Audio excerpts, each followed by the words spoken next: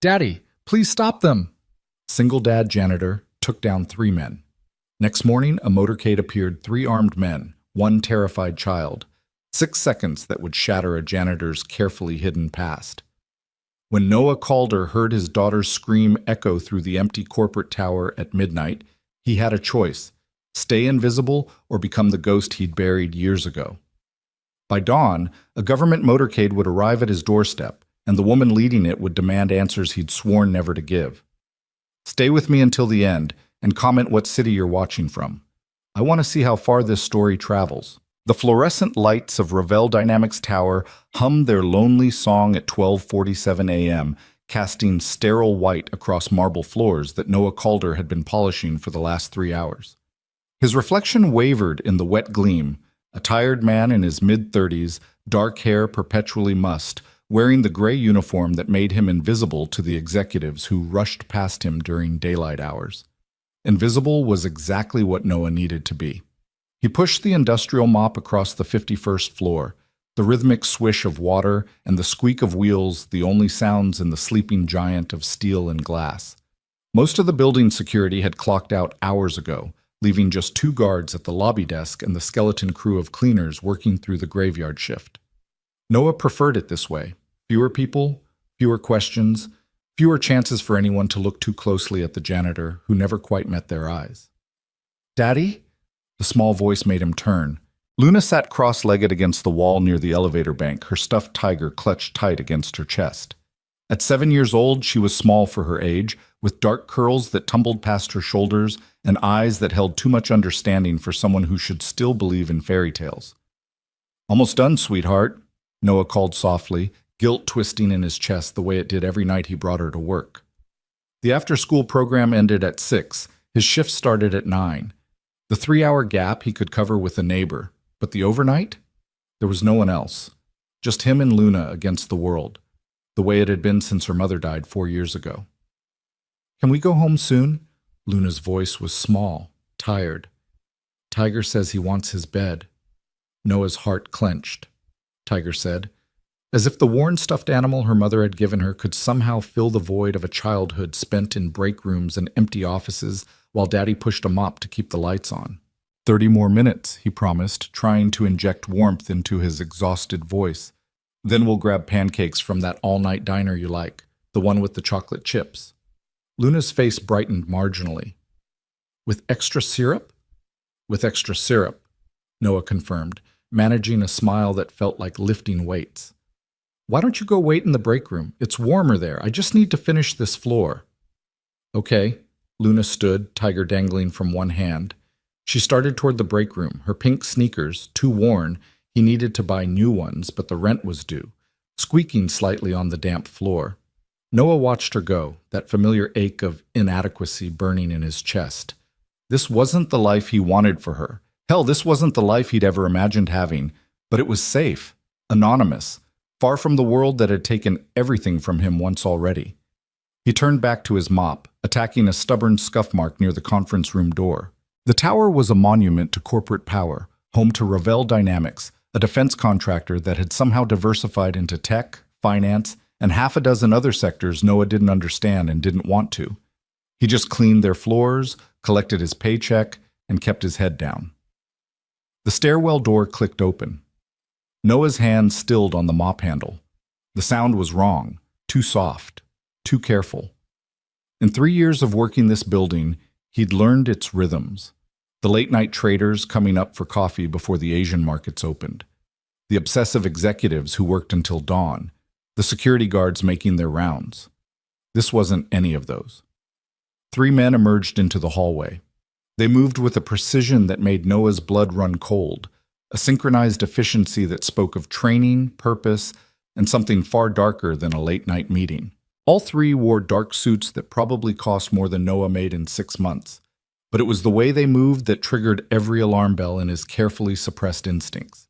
The first man was broad-shouldered, with a scar cutting through his left eyebrow. The second was leaner, his movements liquid and predatory. The third walked slightly behind, his hand inside his jacket in a way that made Noah's pulse spike. They weren't looking at him. Their eyes swept the hallway with tactical precision, scanning, assessing, cataloging. When the scarred man's gaze passed over Noah, there was a flicker of dismissal. Just another invisible service worker, beneath notice, irrelevant to whatever mission had brought them here at 1 in the morning. Noah kept his head down, kept pushing the mop, every muscle in his body coiled tight while his mind raced through possibilities. Corporate espionage, a late-night meeting gone wrong, none of his business, not his problem. He was just the janitor, invisible, safe. The three men turned down the eastern corridor, toward the executive suites, toward the high security areas where even Noah's master keycard didn't grant access, toward the break room. Time seemed to crystallize, each second stretching into crystalline clarity. Noah saw it all at once, the trajectory of the men's path, the layout of the floor, the exact location where Luna sat waiting for her daddy with her worn stuffed tiger and her 2 small shoes and her absolute trust that nothing bad could happen as long as he was near. The men rounded the corner, disappeared from view. Noah stood frozen, mop handle gripped tight, every instinct screaming at him to move while his rational mind chanted its desperate mantra. Not your fight. Keep your head down. Stay invisible. Protect Luna by staying away from danger, not running toward it. Then he heard it. "Daddy!" Luna's scream tore through the empty hallway like a bullet through silence. "Daddy, please stop them." The mop clattered to the marble floor. Noah was already running. His shoes found purchase on the slick floor with the muscle memory of a different life. The hallway blurred past him as he sprinted toward the break room, his civilian disguise falling away like shed skin. His breathing steadied, controlled. His vision sharpened, taking in sight lines and angles and tactical possibilities with the automatic assessment he'd spent 4 years trying to forget. He rounded the corner at full speed. The break room door stood open. Through it, Noah could see Luna backed against the wall, tiger clutched to her chest like a shield. The lean man stood closest to her, one hand extended in what might have been meant as a calming gesture, but looked far too much like reaching, grasping, taking. "Don't be afraid, little one," the man was saying in accented English. "We just need you to come with us. Your father will—" He never finished the sentence. Noah hit him from the side like a freight train, all his momentum and fury and 4 years of suppressed training condensed into a single devastating shoulder check that sent the man crashing into the vending machine with a sound like thunder. Glass shattered. The machine tilted, then fell with a metallic scream. The scarred man spun, hand diving inside his jacket. Noah saw the weapon emerging, a compact Glock, black and deadly, and moved on pure instinct. His right hand shot out, clamping onto the man's wrist with precision that came from hundreds of hours of close-quarters combat training. Twist, step, leverage. The gun clattered to the floor as Noah swept the man's legs out from under him and drove him face first into the linoleum. "Luna, close your eyes," Noah barked. Through his peripheral vision, he saw his daughter obey, her small hands flying up to cover her face. Good. She didn't need to see this. Didn't need to see what Daddy became when the invisible man disappeared and the ghost returned. The third man was already moving, drawing his own weapon with professional speed. Noah's foot shot out, connecting with the fallen Glock and sending it skittering across the floor toward the water cooler. He threw himself into a roll, came up inside the third man's guard, and drove his elbow into the man's solar plexus with controlled violence. Air exploded from the man's lungs. Noah caught the weapon as it fell, ejected the magazine with practiced efficiency, and threw both pieces in opposite directions. 6 seconds had elapsed since Luna screamed. All 3 men were down. The lean man was struggling to free himself from the collapsed vending machine, his face bloody from broken glass. The scarred man lay face down, groaning, one arm twisted at an unnatural angle. The third man was on his knees, gasping for air that wouldn't come, his face turning purple. Noah stood in the center of the break room, chest heaving, his janitor's uniform somehow still clean despite the violence. His hands weren't shaking. That was the worst part. After 4 years away, after all his promises to never be that person again, his hands were absolutely steady. "Luna," he said, forcing his voice into something resembling calm. "You okay, sweetheart?" "Daddy?" Her voice was tiny, muffled behind her hands. "Are the bad men gone?" "Not gone," Noah said carefully, crouching down to Luna's level while keeping all 3 attackers in his peripheral vision. But they can't hurt you. You can open your eyes now. Luna lowered her hand slowly. Her eyes were huge, shocked, darting between her father and the three groaning men scattered across the break room like broken toys. "Daddy," she whispered, You flew!" Despite everything, Noah almost smiled. "I didn't fly, sweetheart. I just moved fast." "But you," Luna's voice cracked, "you were just cleaning. And then you were like the heroes in my comic books. All the bad men just fell down." Noah reached out, pulling his daughter into a tight embrace. She was shaking, he realized, trembling like a leaf in a storm while he stood there steady as stone. And what did that say about him? What kind of father was he? That violence came more naturally than comfort. "It's okay," he murmured into her hair. "You're safe. I promise you're safe." Behind him, the lean man groaned. You made a mistake." Noah turned his head slightly, not enough to lose sight of the other two, but enough to let the speaker see his face. Whatever the man saw there made him go pale and shut his mouth with an audible click. "The only mistake," Noah said quietly, "was coming near my daughter." He pulled out his ancient flip phone, the one Luna constantly begged him to replace with something from this century, and dialed 911. "This is Noah Calder at Ravel Dynamics Tower, 51st floor," he said when the operator answered. "I need police and paramedics. 3 men attempted to abduct my daughter. I've subdued them, but they need medical attention." The operator's voice crackled with concern and questions. Noah answered mechanically, his mind already racing ahead. This was bad. This was worse than bad.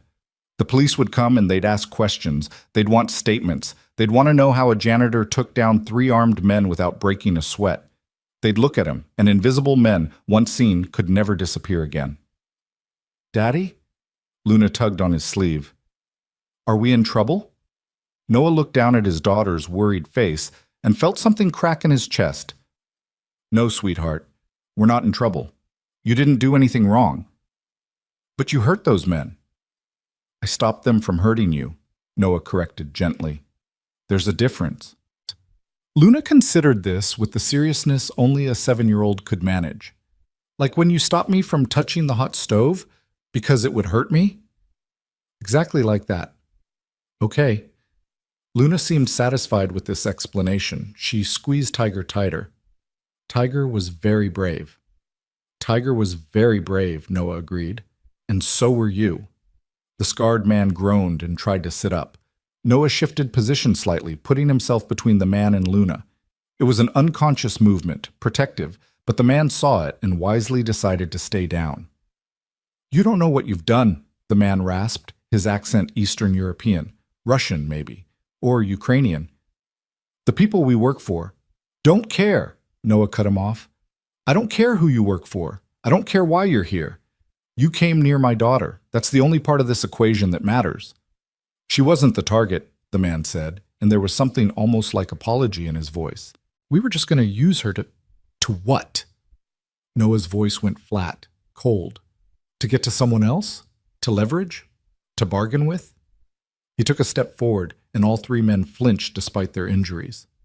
"She's 7 years old. She has a stuffed tiger and she likes chocolate chip pancakes. And you were going to use her as a tool." The man's jaw worked. "Orders are orders." "Orders." Noah laughed, but there was no humor in it. "Yeah. I used to understand orders. Used to follow them too, no matter what they cost, until I realized what orders had cost me. My wife. Almost cost me my daughter. So you'll forgive me if I don't give a damn about your orders." Sirens wailed in the distance, growing closer. Luna pressed against Noah's leg, and he rested his hand on her hair, an anchor for both of them. "There's something you should know," the lean man said from his position under the vending machine. He'd managed to wipe some of the blood from his face, revealing hard eyes and harder features. "Before the police arrive. Before this gets complicated." "I'm not interested in anything you have to say," Noah replied. "You will be." The man shifted, grimacing. "Those weren't our weapons. Standard issue Glocks, nothing traceable. We weren't here to kill, just to extract." "Extract who?" "Not your daughter," the man said. "She was collateral, leverage. The real target was someone else in this building, someone who never leaves, never sleeps anywhere but her office on the top floor. Someone who's been under protection for years, but tonight the protection was pulled. Tonight, she was supposed to be vulnerable. Noah's jaw tightened. He knew who lived on the top floor. Everyone who worked in the tower knew. Verena Drake, the CEO who'd built Revell Dynamics from her father's modest defense firm into a multi-billion-dollar empire before she turned 30. The woman who was rumored to sleep 3 hours a night in her executive suite and spend the rest of her time reshaping industries. "Why are you telling me this?" Noah asked. "Because in about 30 seconds, her security team is going to arrive," the man said. "And when they see what you did to us, 3 trained operatives taken down by a janitor in 6 seconds flat, they're going to have questions, the kind of questions that don't have comfortable answers." As if summoned, the elevator chimed. The doors opened to reveal 4 men in tactical gear, weapons drawn, moving with the coordinated precision of professionals. Behind them, taller than all of them, walked a woman in a slate gray suit that probably cost more than Noah's car. Her hair was pulled back severely, revealing a face that was more striking than beautiful, sharp cheekbones, ice blue eyes, and a mouth set in a line that suggested she hadn't smiled in years. Verena Drake surveyed the scene with the clinical assessment of a general viewing a battlefield. Her gaze swept over the 3 injured men, the destroyed break room, the scattered weapons, and finally landed on Noah standing protectively in front of his daughter. "Well," she said, her voice cool and precise as a scalpel, "this is unexpected." Her security team fanned out, weapons still drawn but no longer pointed. One of them, a grizzled man with salt and pepper hair and the build of a career soldier, crouched beside the scarred man, checking his pulse and injuries with efficient movements. "Ma'am," he called to Verena. "These are Corin Vale's men. I recognize the tattoos." Verena's expression didn't change, but something flickered in her eyes. Fear? No, something colder. Recognition. "Are you certain?" Her voice remained level. "Positive. Vale's been on our watch list for 6 months, ever since the incident in Prague." "Then this was a targeted extraction attempt." Verena's gaze shifted back to Noah. "And you stopped it." It wasn't a question. "They were going after my daughter," Noah said simply. "No." Verena stepped closer, her heels clicking on the broken glass. "They were going after me. Your daughter was leverage, a means to an end. You were just—" She paused, studying him with those unsettling blue eyes. "In the way." Luna peeked out from behind Noah's leg. "Are you okay, miss?" For the first time, Verena's expression softened almost imperceptibly. "I'm fine, thank you. Are you hurt?" "No. My daddy stopped the bad men." Luna's voice carried that absolute childhood certainty. "He flew through the air like a superhero." "Did he now?" Verena's eyes stayed fixed on Noah, and there was something calculating in her gaze. "Remarkable, particularly for a janitor." The sirens were right outside now. Flashing lights painted the windows in alternating red and blue. "Ma'am," the grizzled security chief said, "police are incoming. How do you want to handle this?" Verena didn't answer immediately. She continued to study Noah with an intensity that made his skin crawl. It was the look of someone solving a puzzle, connecting dots, seeing patterns where others saw only chaos. "Tell me," she said quietly, "where exactly did a janitor learn to disarm and disable 3 trained operatives in under 10 seconds? That's Tier 1 operator speed, special forces, maybe intelligence community. And the technique you used on Petrov there?" She gestured to the man with the broken arm. "That's Krav Maga blended with something else. Something I've only seen once before." Noah's throat went dry. "I don't know what you're talking about." "They attacked my daughter. I defended her." "With the skill of someone who's done it hundreds of times before," Verena countered. "Someone who's been trained to react, not think, to neutralize threats with maximum efficiency and minimum waste." She took another step closer. "Who are you really?" Noah called her. "Just a janitor trying to raise his daughter," Noah said, and hated how much it sounded like a lie. "A janitor?" Verena's lips curved in something that wasn't quite a smile. "A janitor who works nights, keeps his head down, never causes problems. A janitor whose background check came back so clean, it's suspicious. No social media presence. No digital footprint before 4 years ago. It's like you appeared out of thin air. I keep to myself. Or someone very good helped you disappear. The police burst through the stairwell door, weapons drawn, shouting commands. The scene erupted into controlled chaos. Officers securing the injured men, paramedics rushing in with stretchers, everyone talking at once. Through it all, Verena Drake never took her eyes off Noah. "Take them both to my office," she told her security chief quietly. "Not for interrogation, for protection." "Ma'am, the police will want statements. And they'll get them, after I'm certain these two are safe." Verena's voice carried absolute authority. "Vale doesn't send 3 men unless he's sent 30. This was just the opening move. The police station isn't secure enough." Noah wanted to argue, wanted to grab Luna and run, disappear again the way he'd done 4 years ago when everything fell apart. But Verena was right. He could see it in the cold calculation of her eyes. This wasn't over. Men like those didn't work alone. And if they knew about Luna, if they knew how to find her. "Okay," he heard himself say, "but Luna needs to eat and sleep. She's 7 years old." "I have a guest suite in my office," Verena said. "Fully stocked kitchen. She'll be comfortable." "Daddy?" Luna tugged on his hand. "I don't understand. Are we sleeping in the tall lady's office?"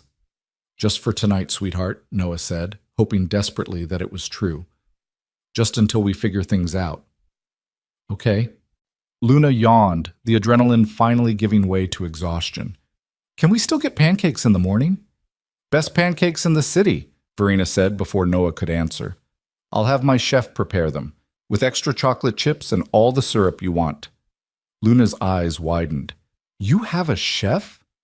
"I have several," Verena said, and this time her almost smile reached her eyes.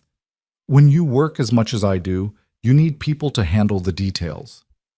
The police were sorting through the scene, photographing evidence, taking preliminary statements from the security team.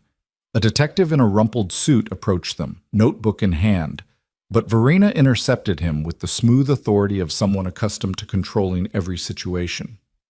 "Detective Ramirez," she said, and Noah wondered how she knew his name without introduction. "My security team will provide complete statements. Mr. Calder and his daughter are witnesses and potential targets. I'm moving them to a secure location within the building until we've assessed the full threat." "Ms. Drakey," Ramirez said carefully, "this is a crime scene. We need to interview everyone involved. And you will. At 9 a.m. in my office, with my attorney present." Her tone allowed no argument. "These men work for Corin Vale, which means this is now a federal matter. FBI will be involved within the hour. I suggest you preserve the scene and wait for them to arrive." Ramirez's jaw worked, but he nodded. 9 a.m. Don't leave the building." "I live in the building, Detective. Where would I go?" Noah let himself be guided toward the elevator, Luna's hand tight in his. The security team formed a protective box around them, 2 in front, 2 behind, treating this like an extraction from hostile territory. Which, Noah supposed, it was. The elevator rose smoothly, numbers climbing, 51, 52, 53. The executive floors where Noah had never been allowed, where his keycard didn't work and the cleaning was handled by a different, more vetted crew. Luna leaned against him, tiger clutched tight. "Daddy, are the bad men going to come back?" "No, sweetheart." Noah kissed the top of her head. "You're safe now." But even as he said it, even as he felt Luna relax against him, Noah's mind was racing through possibilities, calculating angles, assessing threats. Because men like Corin Vale didn't stop after one failed attempt. They adapted, they escalated. And somewhere out in the city, beyond the steel and glass of Ravel Dynamics Tower, Vale was already planning his next move. The elevator opened onto the 55th floor. Not an office, a residence. Verena Drake's personal domain, where she apparently lived and worked in seamless integration. The space was stunning, floor-to-ceiling windows overlooking the city, minimalist furniture in shades of gray and white, art that was probably worth millions on walls that seemed to float. But what caught Noah's attention were the defensive positions, the sight lines, the reinforced door frames and bullet-resistant glass. This wasn't just a luxury penthouse, It was a fortress. Verena noticed his assessment. You see it? She said quietly. The modifications. Most people don't. Most people aren't looking for them, Noah replied. But you are. She gestured to her security chief. Marcus, show Luna to the guest suite. Make sure she has everything she needs. I don't want to leave Daddy, Luna said immediately, her grip tightening on Noah's hand. I'll be right here, Noah promised. Just in the next room. And you'll have Tiger with you. And pancakes in the morning? And pancakes in the morning, Verena confirmed, with extra syrup. Luna looked between them, her 7-year-old intuition sensing the adult conversation that needed to happen. Finally, she nodded. Okay, but if I have bad dreams, Daddy comes right away. Right away, Noah agreed. I promise. Marcus, the security chief, led Luna toward a door at the far end of the space. She looked back twice, and each time Noah waved, trying to project confidence he didn't feel. When the door closed, Verena turned to face him fully. Now, she said, her voice dropping to something harder, colder. Tell me who you really are, Noah called her. And don't insult my intelligence by continuing the janitor fiction. Those men downstairs were professionals. Corin Vale only hires the best, and you took them apart like they were children. Noah met her ice-blue stare and said nothing. Fine. Verena walked to a panel on the wall, pressed her palm against it. A hidden door slid open, revealing a room that looked more like a command center than an office. Monitors showing security feeds from every angle of the tower, satellite imagery, news feeds from a dozen countries. Let me tell you what I know. 4 years ago, a man named Noah Calder appeared in the city. No history before that.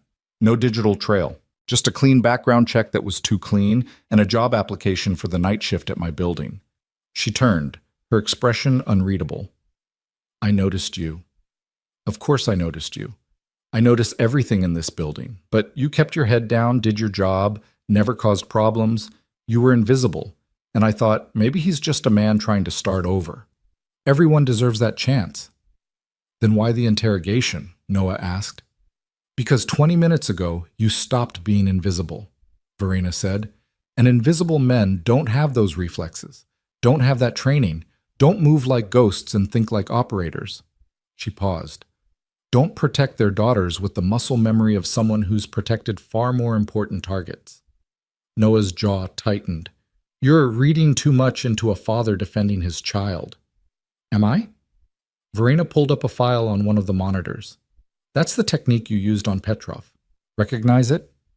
Noah looked at the screen.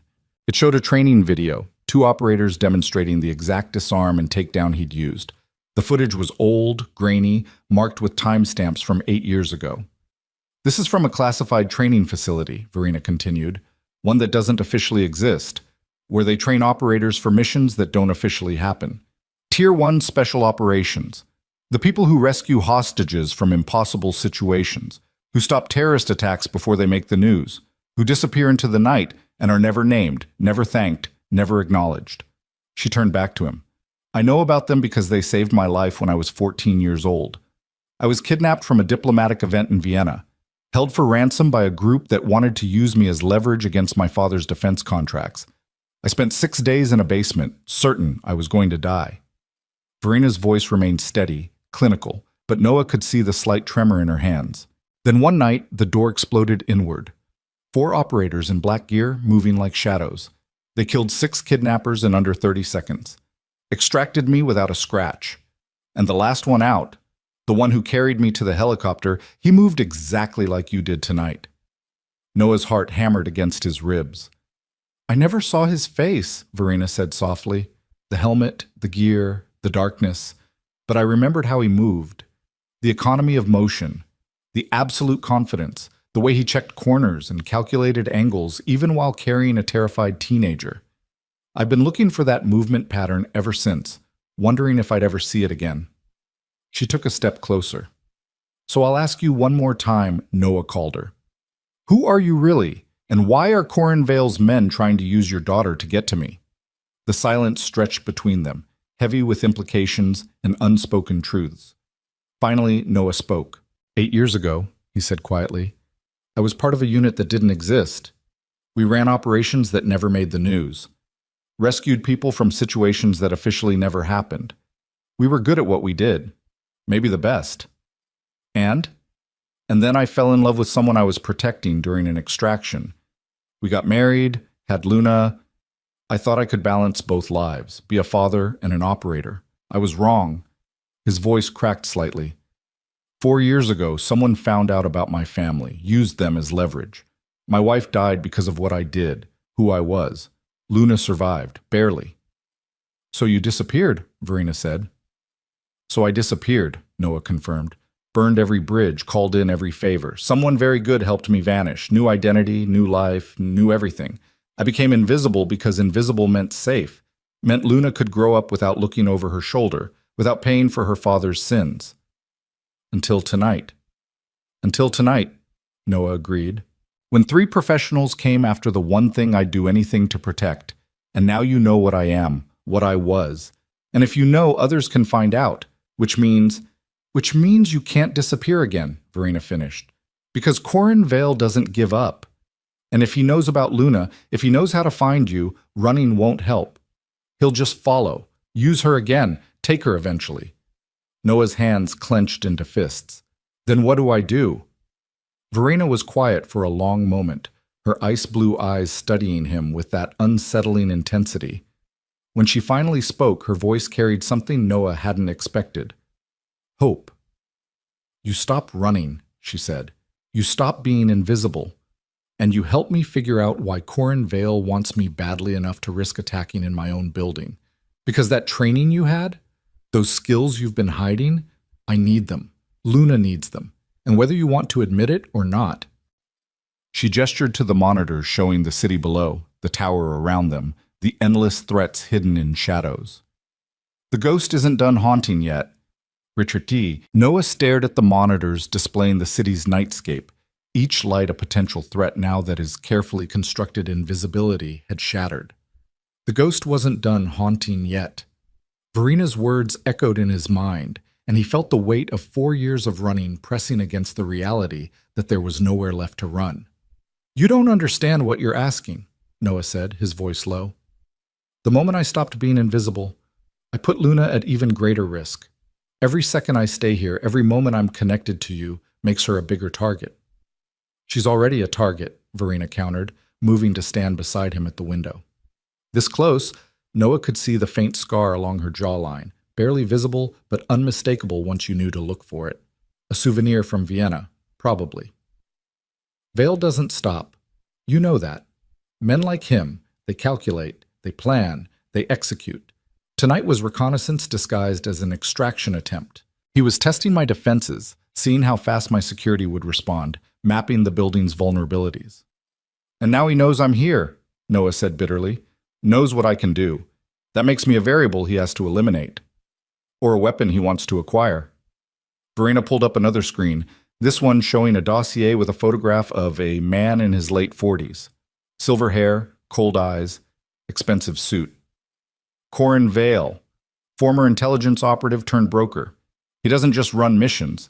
He connects people who need things done with people who can do them. Governments that want deniability, corporations that need competitors eliminated, individuals with very specific, very illegal problems. Noah studied the photograph, committing every detail to memory. I know the type. Met plenty of them in my old life. They're cockroaches. Kill one, 10 more appear. Vale is different, Verena said. He's patient, methodical. He's been building his network for 15 years, staying just under the radar of every intelligence agency. The only reason I know about him is because 6 months ago, one of my subsidiaries outbid him for a military contract in Eastern Europe. He doesn't forget slights like that. So this is revenge? Revenge is part of it, Verena confirmed. But Vale doesn't operate on emotion alone. There's something else he wants from me. Information, maybe. Access to Ravel Dynamics defense contracts. Or... She paused, her expression hardening. He's working for someone who wants me gone entirely. Noah turned to face her fully. How many enemies do you have? Enough to fill a small stadium, Verena said without a trace of humor. You don't build an empire like mine without crushing competition, disrupting markets, and making powerful people very angry. The difference is, Most of them use lawyers and lobbyists. Vale uses bullets. A soft knock interrupted them. Marcus entered, his weathered face creased with concern. "Ma'am," Luna settled in the guest suite. "She asked me to tell her father that Tiger is guarding the door, and he shouldn't worry." Despite everything, Noah felt his lips twitch. "Did she really?" "Word for word," Marcus confirmed. Then his expression sobered. "FBI just arrived downstairs. Agent Sarah Chen. She's requesting immediate access to you both." "Chen," Verena repeated. "She's good. Thorough. Doesn't take no for an answer." "Should I tell her to wait until morning?" Marcus asked. Verena glanced at Noah. "Your call. You're the one who just became the star witness in an attempted kidnapping." Noah considered. Agent Chen would have questions, the kind that would peel back layers of his carefully constructed new life. But refusing to cooperate would only make her dig deeper, become more suspicious. Better to control the narrative now, while the adrenaline and chaos of the night could explain away inconsistencies. "Bring her up," Noah said. "But Luna doesn't talk to anyone without me present." "Agreed," Verena said.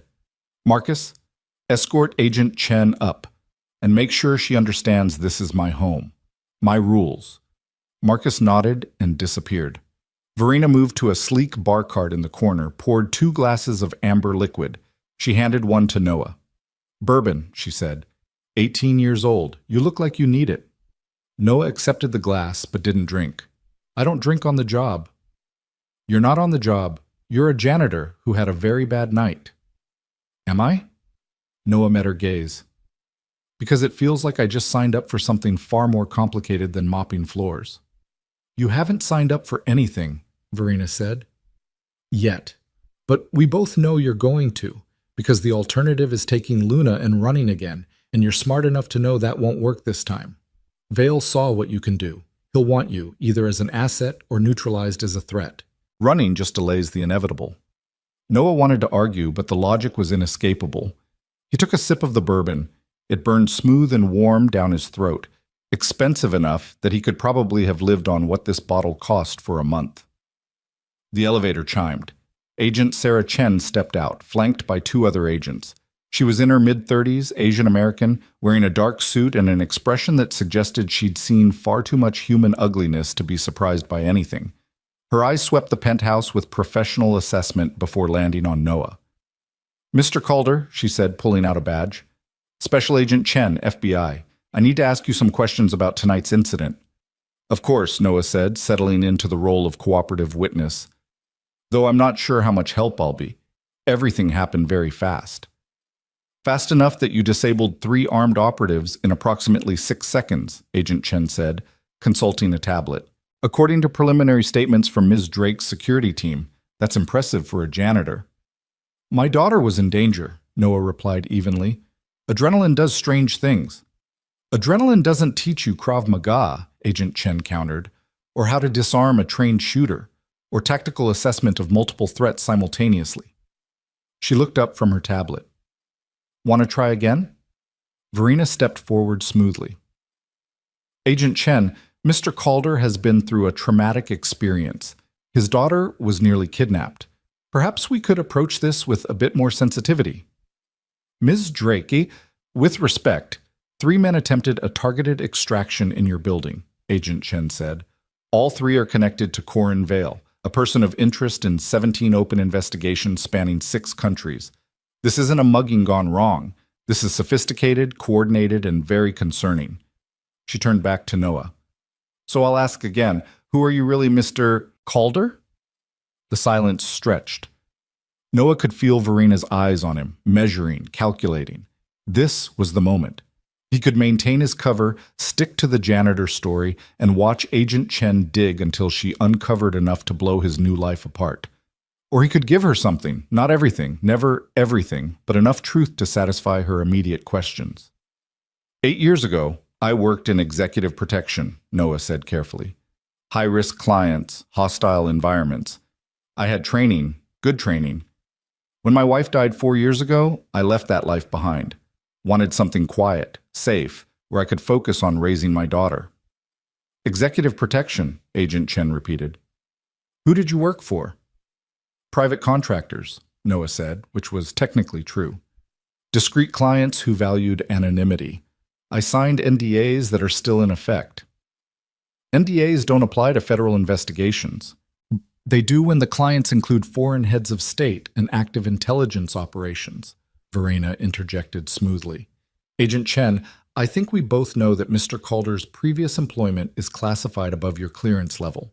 What matters is that he was here tonight. His training saved not only his daughter, but potentially prevented a much larger incident, and he cooperated fully with law enforcement. Agent Chen's jaw tightened. You're protecting him. I'm protecting a man who just saved lives, Verena corrected, including quite possibly mine. Corinvale's men weren't here for a janitor's daughter. They were after something bigger. Mr. Calder was simply in the wrong place at the wrong time, or the right place, depending on your perspective. Agent Chen studied them both for a long moment. You're going to stonewall me on this. We're going to cooperate fully while respecting operational security, Verena said. There's a difference. Fine. Agent Chen closed her tablet with a sharp click. But understand this, Corinvale doesn't stop. Tonight was a probe. Next time he'll bring more men, better planning, heavier firepower. If you're harboring Mr. Calder and his daughter here, you're painting a target on this entire building. This building has been a target since I took over Ravel Dynamics, Verena replied. Vale is just the latest in a long line of people who think they can intimidate me. He'll learn, like all the others, that I don't intimidate easily. Agent Chen looked at Noah. What about you? You comfortable putting your daughter in the middle of a war between a corporate titan and an international criminal? The words hit like a physical blow. Noah's hand tightened on his glass. My daughter is already in the middle of it. The moment those men knew her name, her face, her location, she became a target. Running won't change that. Vale has resources. He'll find us wherever we go. So you're choosing to stay here, in the most obvious location possible? I'm choosing to stand my ground, Noah said quietly, with resources, backup, and defensive positions. Better than running blind with a 7-year-old in tow.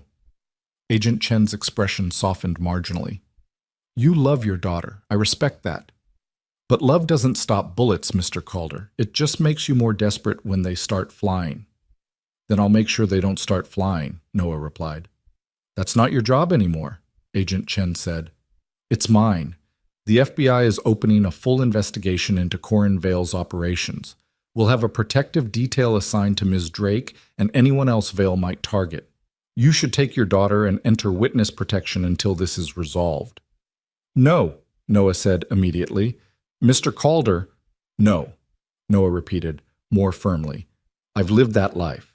New names, new cities, always looking over your shoulder. Luna deserves better. She deserves to feel safe in her own home, go to her own school, keep her own name. I won't take that from her again. You may not have a choice, Agent Chen warned. There's always a choice, Verena said. And in this case, the choice is between reactive protection and proactive elimination of the threat. Agent Chen, your protective detail will be welcome, but I suspect Mr. Calder and I are better positioned to draw Vale out and end this permanently. Agent Chen's eyes narrowed. You're not vigilantes. This is a federal matter. And will cooperate fully with federal authorities, Verena assured her. But I've been a target before, Agent Chen. I know how predators think. Vale won't stop until he gets what he wants or until he's eliminated as a threat. Your investigation will take months, maybe years. I prefer to resolve this on my timeline. That sounds dangerously close to taking the law into your own hands. It sounds like a CEO protecting her company and the people in it, Verena corrected, within the bounds of the law, with full cooperation with law enforcement. Unless you're suggesting I should just wait passively for the next attack? Agent Chen looked between them, frustration evident in every line of her body.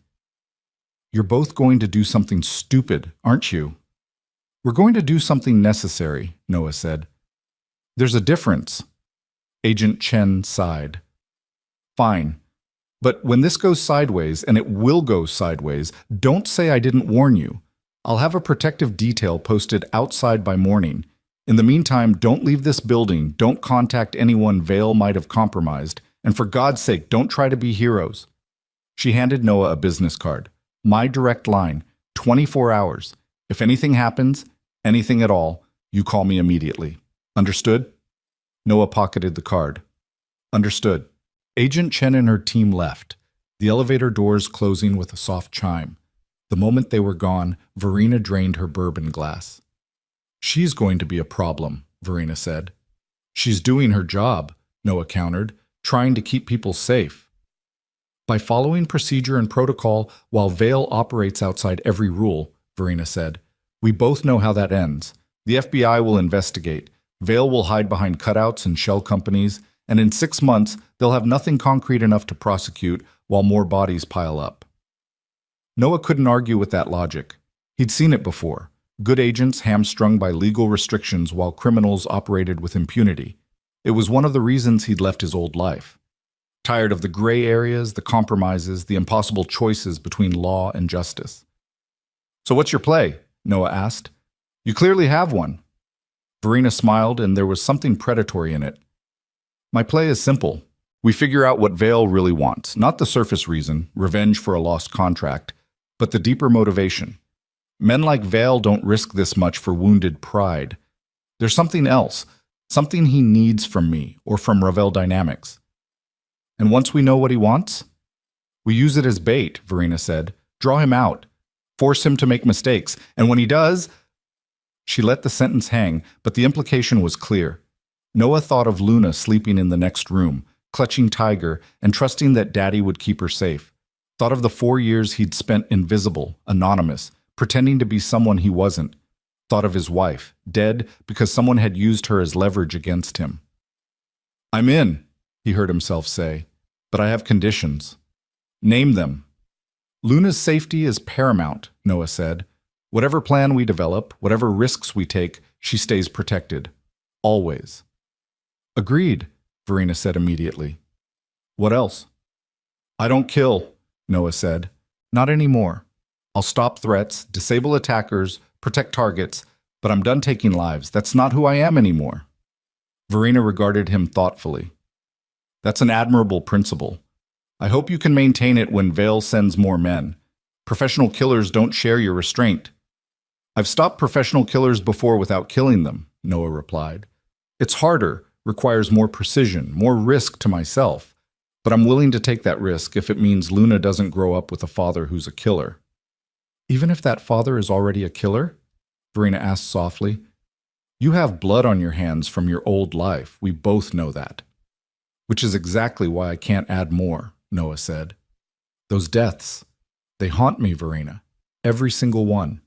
I see their faces when I try to sleep, hear their last words.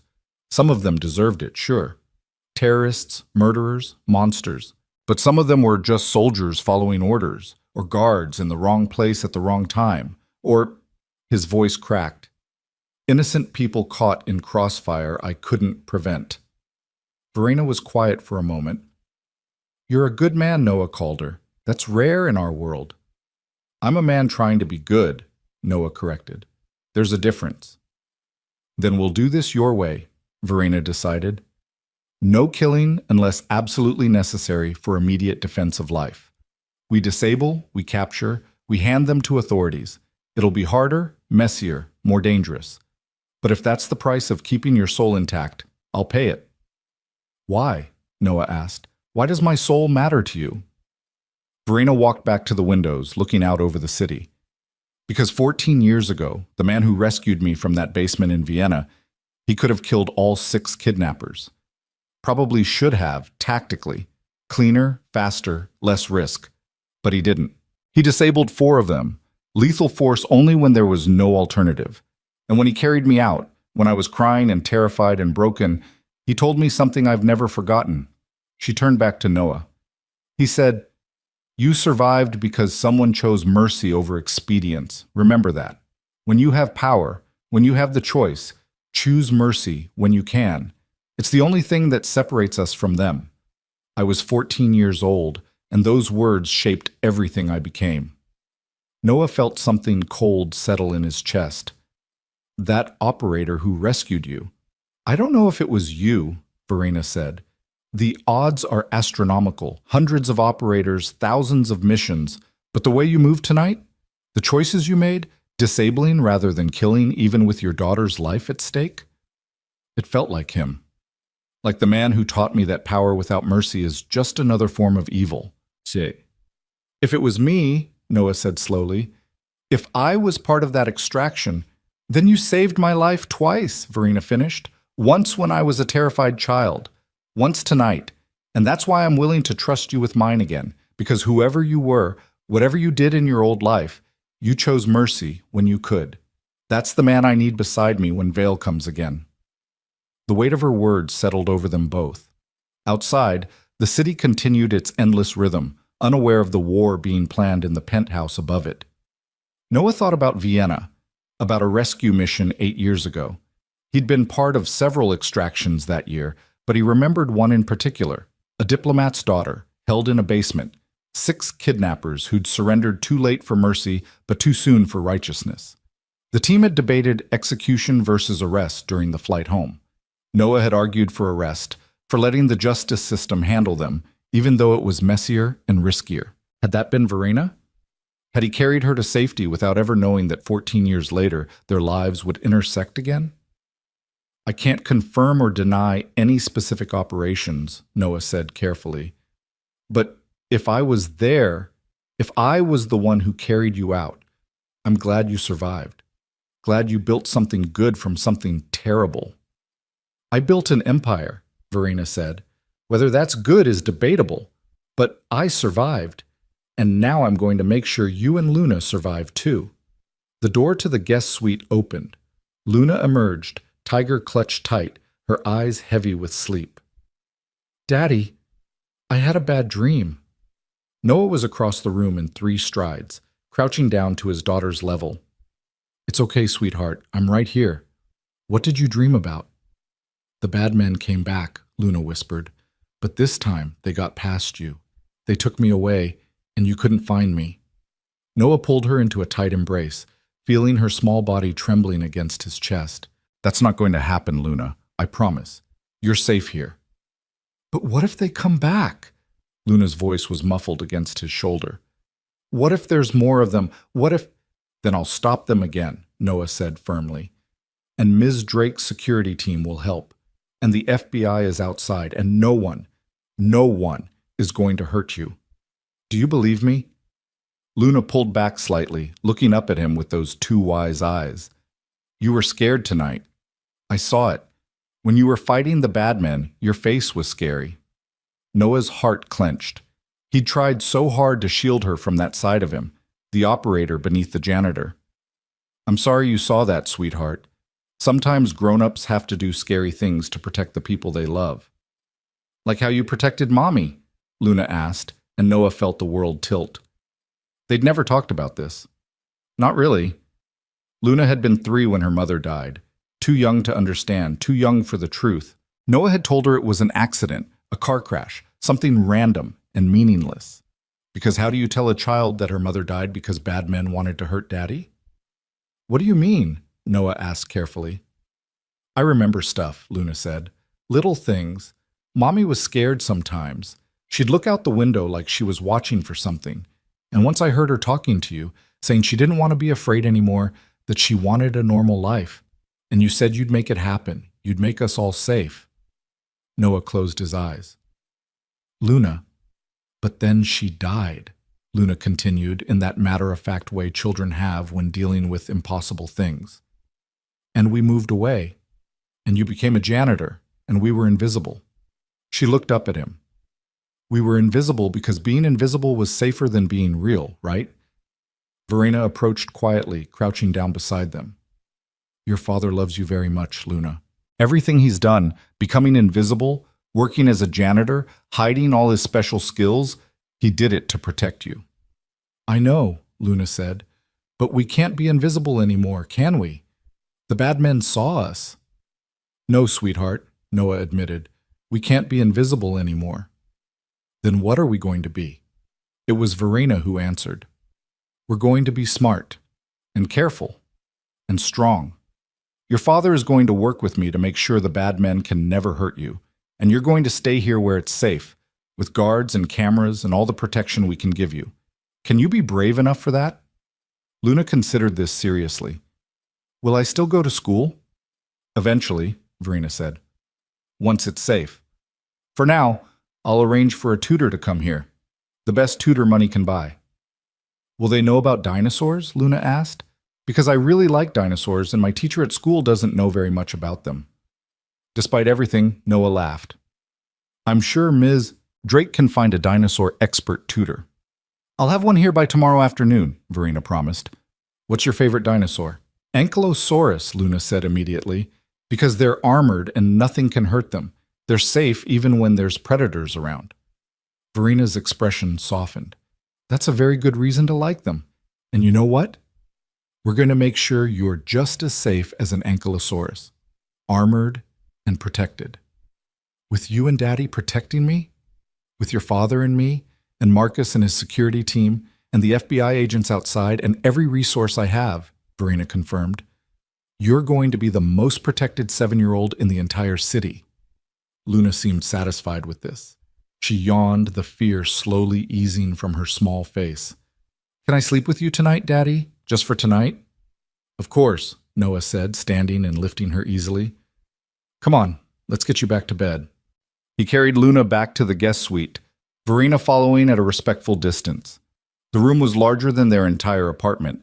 King-size bed with cloud-soft sheets, attached bathroom with heated floors, a sitting area with overstuffed chairs, and a bookshelf already stocked with children's books. Noah settled Luna into the bed, tucking the covers around her and placing Tiger in her arms. Better? Better, Luna agreed, already drifting. Daddy? Will we ever go home? To our real home? Noah thought about their tiny apartment, the cracked ceiling and the radiator that clanked through winter nights. Home. It had been home because it was safe, anonymous, invisible. Maybe, Noah said honestly. When this is over, when the bad men are gone for good. But for now, we're going to stay here where you're protected. Is that okay? Okay, Luna mumbled. Miss Drake seems nice. She has nice offices, and she promised pancakes. She did promise pancakes, Noah agreed, smoothing Luna's hair back from her forehead. Sleep now, sweetheart. I'll be right in the next room if you need me. Love you, Daddy? Love you too, Luna, more than anything in the world. He waited until her breathing evened out, until he was certain she was truly asleep. Then he stood, every muscle in his body aching from the night's violence and emotional exhaustion, and walked back to where Verena waited. She's resilient, Verena observed, more than most adults would be in this situation. She's had to be, Noah said quietly. After her mother died, I fell apart. Completely fell apart. Luna was the one who held us together, a 3-year-old child comforting her father because he couldn't stop crying. She shouldn't have had to be that strong. No child should. But she was, Verena said. And she survived. And now she has a father who would fight an army to protect her. That's not nothing, Noah. It's not enough, Noah said. She should have a normal childhood. Friends, birthday parties, school plays. Not tutors in a corporate fortress while her father plans military operations. Maybe, Verena agreed, but normal is overrated, and sometimes safety is more important than normal. She walked to a wall panel, pressed her palm against it. Another hidden door opened, revealing a small armory. Weapons, body armor, tactical equipment. Marcus built this 3 years ago, after the second assassination attempt. I told him he was paranoid. He told me paranoia keeps you alive. Noah studied the arsenal with professional assessment. Someone tried to kill you twice? 3 times, technically, Verena said. First was in Vienna, the kidnapping. Second was a car bomb in London. Failed. Marcus spotted the device before I got in the vehicle. Third was a sniper in Dubai. Marcus took the bullet meant for me. Spent 6 months in physical therapy learning to walk again. He's loyal. He's family, Verena corrected. After Vienna, after my rescue, my father hired a security team. Marcus was the lead. He taught me how to shoot, how to think tactically, how to see threats before they materialized. When my father died and I took over Ravel Dynamics, Marcus stayed. Not because I pay him, though I pay him very well, but because he feels responsible for me, like I'm still that 14-year-old girl he couldn't protect. You're not that girl anymore, Noah observed. No, Verena agreed, I'm not. But Marcus still sees her sometimes, especially when people like Vale come hunting. She selected a handgun from the rack, checked it with practiced efficiency. I learned to shoot when I was 15. Marcus insisted. Said being helpless once was enough. I hated it at first. The noise, the violence, the acknowledgement that the world was dangerous and I needed to be dangerous too. But I learned. Because Marcus was right. Being helpless once was enough. She set the gun down, turned to face Noah fully. So here's what I'm proposing. We work together. You provide the tactical expertise, the operational experience. I provide the resources, the intelligence, the infrastructure. Marcus provides the team and the oversight.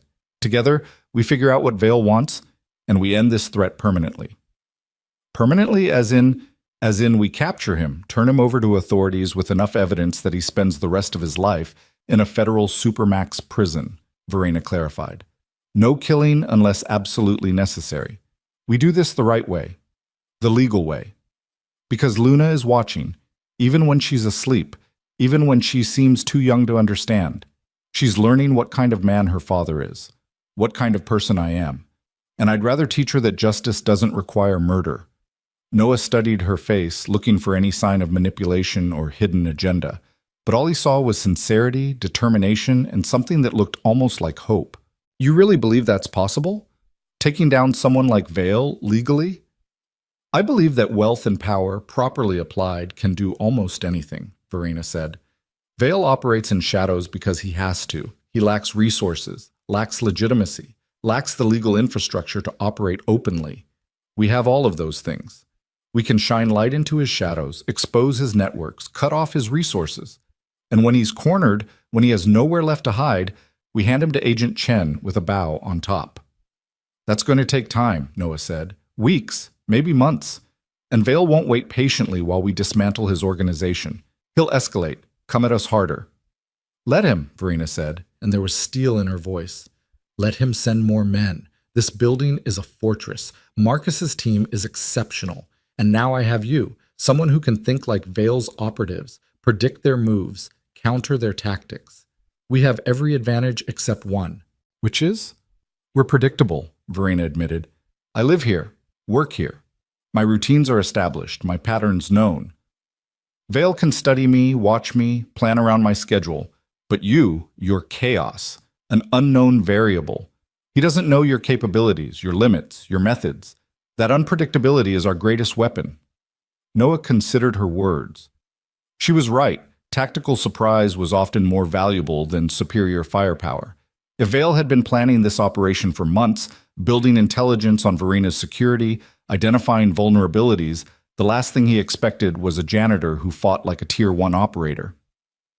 So we use me as bait, Noah said. We use you as a catalyst, Verena corrected. You disrupt Vale's plans, force him to adapt, make him react instead of act. Every reaction creates patterns. Every adaptation reveals information.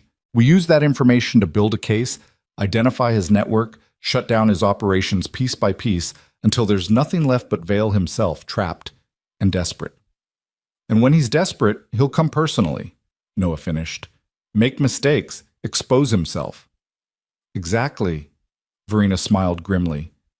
Desperate men make errors, and errors are opportunities. Noah walked to the window, looking out over the city. Somewhere down there, Corin Vale was planning his next move. Somewhere out there, more killers were preparing to come for them. And in the guest suite behind him, his daughter slept, trusting that Daddy would keep her safe. 4 years ago, Noah had run from this life, buried the operator, become invisible, chosen safety over purpose. It had worked, mostly. Until tonight. Until 3 men came for Luna and everything came crashing back. Now he had a choice. Run again, take Luna and disappear into witness protection, live another 4 years looking over his shoulder. Or stand his ground, use the skills he'd tried to forget, and end this threat permanently. Not for himself, not for Verena, but for Luna. So she could grow up without fear. So she could be a normal kid who liked dinosaurs and chocolate chip pancakes. So she could go to school and make friends and never have to be as strong as she'd been forced to become. I'm in, Noah said finally. But we do this smart, controlled, no unnecessary risks. Luna's safety comes before everything else. Agreed, Verena said immediately. And I want full transparency, Noah continued. About Vale, about Ravel Dynamics, about any skeletons in your closet that might come back to bite us. If we're going to war together, I need to know everything. Verena hesitated for just a moment, then nodded. Fair. I'll show you the full files tomorrow. Everything we know about Vale, his operations, his associates, and everything about me that someone might use as leverage. It's not pretty, Noah. Building an empire requires making deals with people you'd rather shoot. But I've never done anything illegal, and I've never directly ordered anyone's death. Directly, Noah repeated. Directly, Verena confirmed. There's blood on my money, Noah. That's the reality of defense contracting. The weapons Ravel Dynamics builds end up in wars, conflicts, operations where people die. I can claim it's for national security, that we're arming the good guys, but the truth is more complicated. The good guys sometimes do bad things. The weapons I authorize sometimes end up in the wrong hands. I sleep at night by telling myself I'm making the world safer, but some nights that's a lie I can't quite believe. Her honesty was startling. Why tell me this? Because if we're going to trust each other with our lives, with Luna's life, then we start with truth, Verena said. You asked who I really am. That's who I am. Someone who built something powerful from something terrible, and who carries the weight of every consequence that power creates. I'm not a hero, Noah. I'm just someone trying to do more good than harm. That makes two of us, Noah said quietly. They stood together at the window, two people bound by violence and the desperate hope that they could protect one innocent child from the darkness they both knew too well. Outside, the city slept. Inside, Luna dreamed, and somewhere in the space between safety and danger, Noah Calder and Verena Drakey began planning a war. The war came faster than either of them expected. 48 hours after the attack in the break room, Noah stood in Verena's command center, studying surveillance footage while Luna sat cross-legged on the floor nearby, explaining to her new tutor, an enthusiastic paleontology PhD named Dr. Sarah Winters, why the Ankylosaurus was objectively superior to all other armored dinosaurs. The normalcy of Luna's voice discussing tail clubs and defensive adaptations created a surreal counterpoint to the tactical briefing happening 6 feet away. Marcus pointed to a series of photographs spread across the digital table.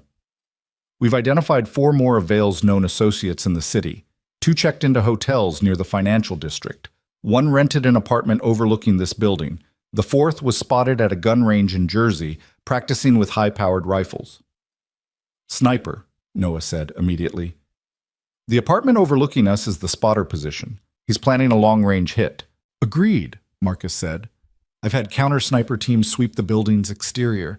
We've identified 3 viable shooting positions within a mile radius. All are now under surveillance. Verena studied the photographs with cold precision. These men aren't Vale's top tier. They're expendable. He's testing our response time again, seeing how we adapt to known threats. While his real team prepares something else, Noah finished. Classic misdirection. We focus on the obvious threats while the real attack comes from an unexpected angle. So what's the unexpected angle? Marcus asked. Noah closed his eyes, thinking like an operator planning an extraction. The building was a fortress.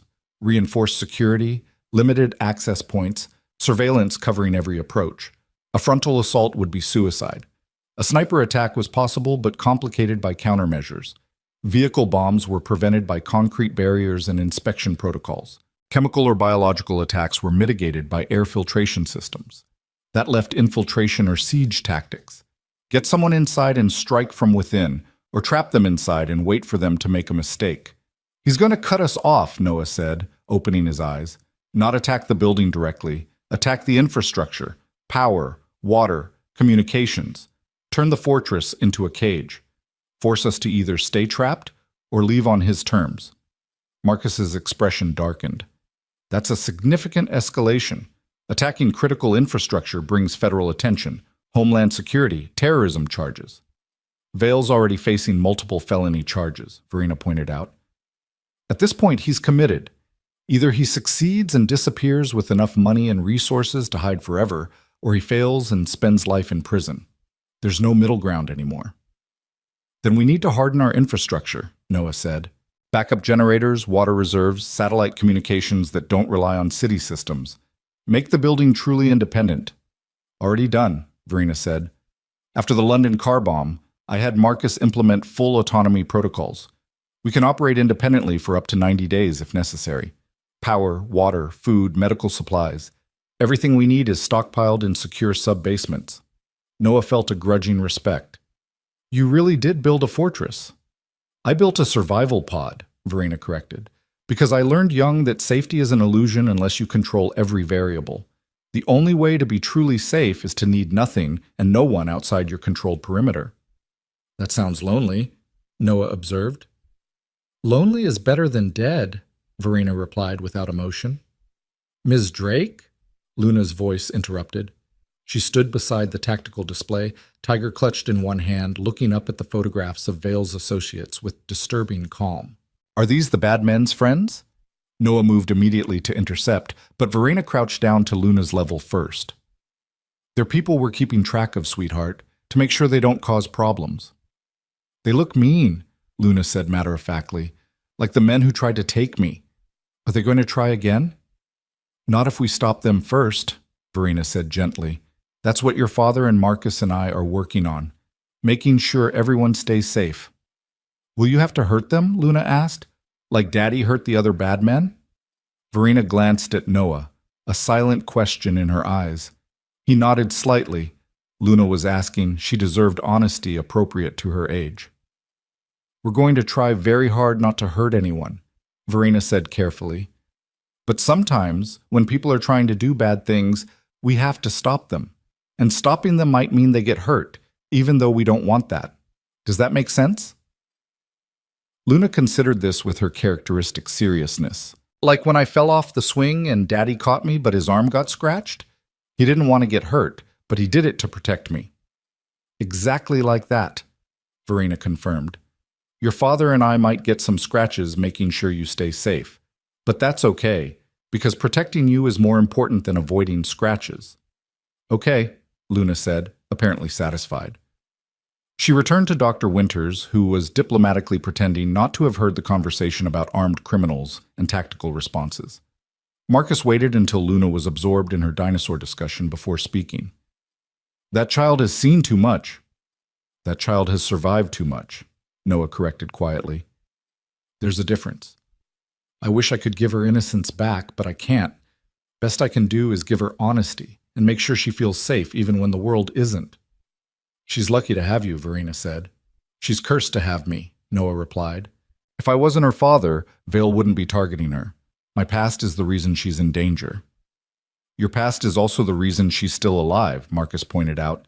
Those 3 men in the break room would have taken her if you were just a janitor. Your training saved her. Before Noah could respond, every screen in the command center flickered. Once, twice, then went dark. Marcus was moving before the screens finished dying, pulling a tactical radio from his belt. All teams, report status. We have a power fluctuation in the command center.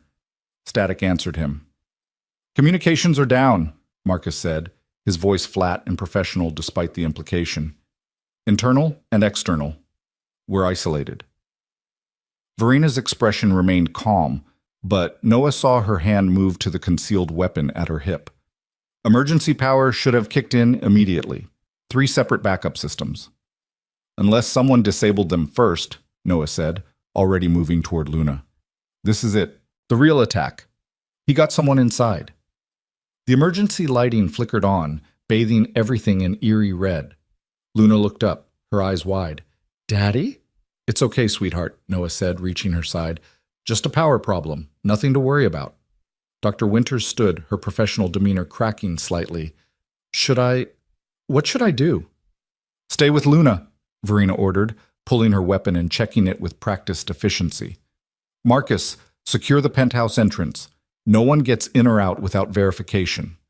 Marcus was already moving, his team of 4 security personnel materializing from their positions throughout the penthouse. They moved with military precision, establishing a defensive perimeter around Luna and Dr. Winters while Marcus himself secured the elevator and stairwell access. Noah's mind raced through possibilities.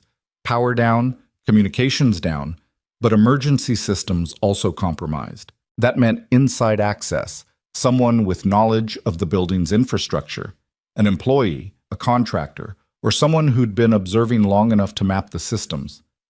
The maintenance tunnels, Noah said suddenly. The sub-basements where you keep the supplies. There must be access points, service corridors that bypass main security. Verina's face went pale. The infrastructure level, 60 feet below ground. It's where all the backup systems are housed. If someone got down there, they could disable everything without ever entering the main building, Noah finished, and use the service elevators to move through the building undetected. An explosion shook the tower. Not close, somewhere far below, a deep rumbling that traveled up through the steel skeleton of the building. Luna screamed.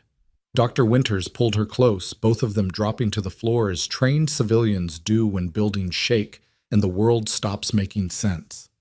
Marcus's radio crackled to life. Security Station 3 to command. We have a breach on the infrastructure level. Multiple hostiles. I repeat, multiple hostiles in the sub-basement. They've... Static drowned out the rest. How many men do you have on the infrastructure level? Noah demanded. 2, Marcus said grimly. It's normally a low-traffic area, just maintenance staff during business hours. Against how many hostiles? Unknown, but if they breached with explosives and our 2-man team is calling for backup, probably at least 8 to 10 operators. Noah did the math quickly. Marcus had 4 men here in the penthouse. Add Marcus himself, that was 5. The infrastructure team was 2, probably already neutralized. That left maybe a dozen security personnel scattered through the 75 floors of the building, most of them focused on external perimeter defense, not expecting an attack from below. We're outgunned, Noah said flatly. Vale sent a full tactical team. This isn't reconnaissance anymore, this is a full assault. Then we hold this position until federal response arrives, Marcus said. FBI protective detail is outside. SWAT can be here in 15 minutes. FBI detail is outside because Vale wanted them there, Noah countered.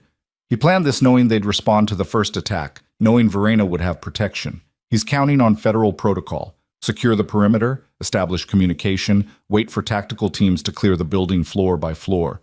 That process takes hours. He only needs minutes. Verena moved to a wall panel, pressed her palm against it. Nothing happened. The biometric lock required power. She swore quietly, precisely, then physically pulled the panel off to reveal a manual override. 10 seconds later, the hidden armory door opened. Then we don't wait, Verena said, pulling body armor from the rack. We go on offense. Hit them while they're still clearing the lower floors. That's insane, Marcus said. We should be fortifying this position, not charging into an unknown number of hostiles. They're not unknown, Noah said, understanding Verena's logic. They're predictable. Vale sent them to extract you, which means they need you alive. They'll move up through the building, clearing floors, neutralizing security, until they reach this penthouse. Standard extraction protocol.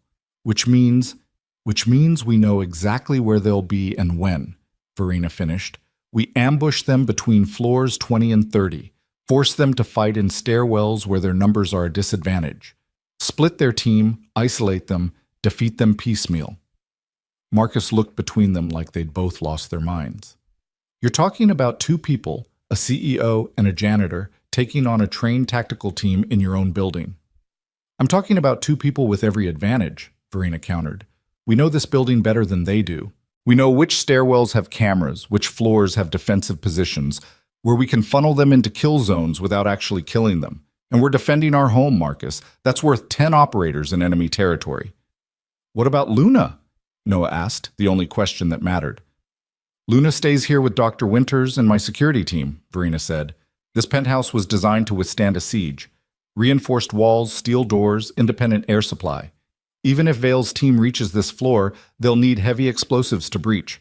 That gives federal response time to arrive. And if they bring heavy explosives? Noah pressed. Then you and I make sure they never reach this floor, Verena said simply. Noah looked at his daughter, still huddled on the floor with Dr. Winters, her face pressed into Tiger's worn fabric.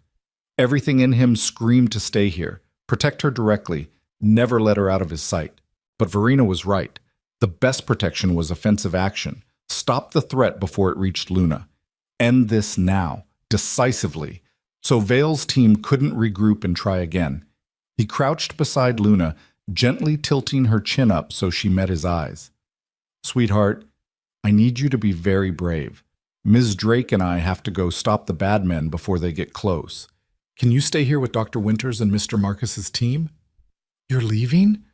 Luna's voice cracked, tears spilling down her cheeks. Daddy, don't leave. Please don't leave. I'm not leaving, Noah said, his heart breaking. I'm protecting. There's a difference. I'll be back before you know it, I promise. That's what Mommy said, Luna whispered. She said she'd be back, but she didn't come back. Noah felt something shatter inside him. He'd never told Luna the full truth about her mother's death. How could he explain that her mother had gone out to draw the attention of men hunting them, that she'd sacrificed herself so Noah and Luna could escape? How could he tell a 3-year-old that Mommy chose to die so Baby could live? I'm coming back, Noah said firmly. I promise you, Luna, I'm coming back. And you know why? Why? Luna's voice was barely audible. Because you're my reason for everything, Noah said. Every choice I make, every risk I take, every fight I win, it's all for you, to keep you safe, to make sure you grow up happy and healthy and never have to be afraid. I'm coming back because a world without you in it isn't worth being in. Do you understand? Luna threw her arms around his neck, squeezing with desperate strength. I love you, Daddy. I love you too, sweetheart, Noah said, his voice thick. More than all the stars in the sky. More than all the dinosaurs that ever lived. More than anything. He stood, gently detaching Luna's arms and passing her to Dr. Winters, who held the crying child with surprising competence. Marcus moved to Noah's side, his expression grim. Bring her back alive, Marcus said quietly, nodding toward Verena. I've spent 14 years keeping that woman safe. Don't let this be the night I fail. I'll die before I let Vale take her, Noah promised. Try not to die, Marcus replied. Luna needs her father, and whether Verena admits it or not, she needs you too. Verena handed Noah a tactical vest, body armor, and a suppressed handgun. Non-lethal rounds, she said. Rubber bullets designed for close quarters incapacitation. Won't kill unless you hit someone in the head from point-blank range. Otherwise, just massive pain and temporary paralysis. Noah checked the weapon. Glock 19 modified with an extended magazine. 40 rounds of rubber-coated steel, each one capable of dropping a grown man without causing permanent damage. It wasn't ideal. Lethal rounds were more reliable, more certain, but it honored his promise to Luna, to himself, to the man he was trying to be instead of the killer he used to be. Stairwell B, Verena said, pulling on her own vest with efficient movements that spoke of practice. It's the most direct route from the infrastructure level to the executive floors. They'll use it because speed matters more than stealth once the attack is underway. We intercept them at floor 28, where the stairwell has a landing with limited sight lines. Force them to come at us 2 at a time. What about civilians? Noah asked. Employees working late, cleaning staff. Building lockdown initiated the moment power failed, Verena said. Automated system forces everyone to shelter in place on their current floor. Doors lock, elevators stop, everyone gets an emergency message to stay put. The stairwells should be clear except for Vale's team. Should be, Noah repeated. Nothing is certain, Verena acknowledged. But I'd rather risk encountering a lost employee than let Vale's team reach Luna unchallenged. Noah couldn't argue with that logic. He took one last look at his daughter, Luna watching him with those 2 wise eyes, tears streaming down her face but no longer screaming, understanding somehow that Daddy had to do this. And then he followed Verena toward the penthouse door. Marcus had already unsealed it, his team in defensive positions covering the hallway beyond. The emergency lighting cast everything in crimson shadows, transforming the familiar corridor into something alien and threatening. Communications are still down, Marcus reported. You'll be on your own until power is restored or federal teams breach the building. I'll try to reestablish contact, but assume you're isolated. Understood, Verena said. She looked at her security chief and something passed between them. Years of trust, mutual respect, and the unspoken acknowledgement that this might be the last time they saw each other alive. If we don't come back, you're coming back, Marcus interrupted firmly. Because I didn't spend 14 years turning you into a survivor just to watch you become a martyr. Go, fight, win. That's an order. Verena smiled, brief and genuine. Since when do I take orders from my employees? Since your employee knows you better than you know yourself, Marcus replied. Now get moving before Vale's team reaches the executive levels. Noah and Verena moved into the hallway, the penthouse door sealing behind them with a hydraulic hiss and the metallic thunk of reinforced locks engaging. The corridor stretched ahead, empty and ominous in the emergency lighting. Somewhere below, at least 8 trained operators were moving up through the building, killing or incapacitating anyone in their path. You're certain about this? Noah asked as they approached the stairwell access. Once we engage, there's no pulling back, no changing the plan. I've never been certain about anything in my life, Verena admitted, except that running from people like Vale never works. They keep coming, keep hunting, keep killing until you stand your ground and fight back. I learned that lesson in a basement in Vienna. I'm not forgetting it now. They entered stairwell B. The space was utilitarian concrete and steel, designed for emergency egress, not comfort. Their footsteps echoed as they descended, each landing taking them closer to the conflict below. Noah moved on point, weapon up, scanning corners and calculating angles with the automatic assessment of someone who'd done this hundreds of times in dozens of countries. Verena moved behind him, covering their 6 with surprising competence. She wasn't military, wasn't trained to the level Noah had been, but she'd clearly spent years learning from Marcus. Her breathing was controlled, her weapon steady, her positioning smart. She knew how to fight even if she lacked the muscle memory of a career operator. They reached floor 45. Each floor they descended increased the likelihood of contact. Noah's heart rate remained steady, his mind clear, slipping into that cold operational mindset where fear became fuel and doubt dissolved into pure tactical focus. Floor 35. Noah held up a fist, signaling stop. Verena froze immediately. In the silence, Noah heard it, voices echoing up from below. Russian or Ukrainian, he couldn't tell which. At least 3 men, maybe 4, moving quickly but not quietly. Confident, expecting minimal resistance.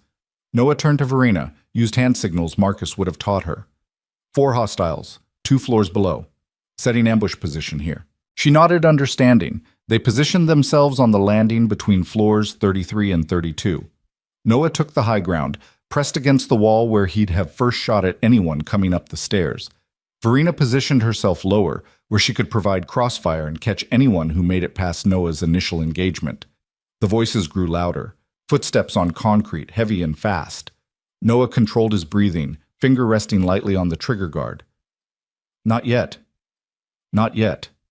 Wait until they're committed. No cover, no way to retreat without exposing themselves completely. The first man rounded the corner. He was tall, broad-shouldered, carrying an assault rifle with professional competence. His tactical gear was high-end, not military surplus, but custom equipment that cost serious money. His eyes swept the landing, started to track upward toward where Noah waited. Noah fired twice. Center mass.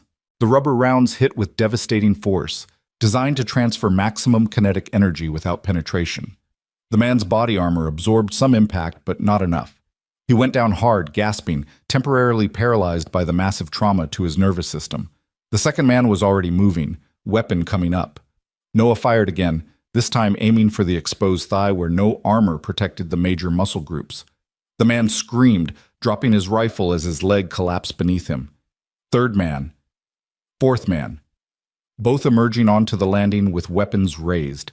Noah took the third man with 2 rapid shots to the abdomen.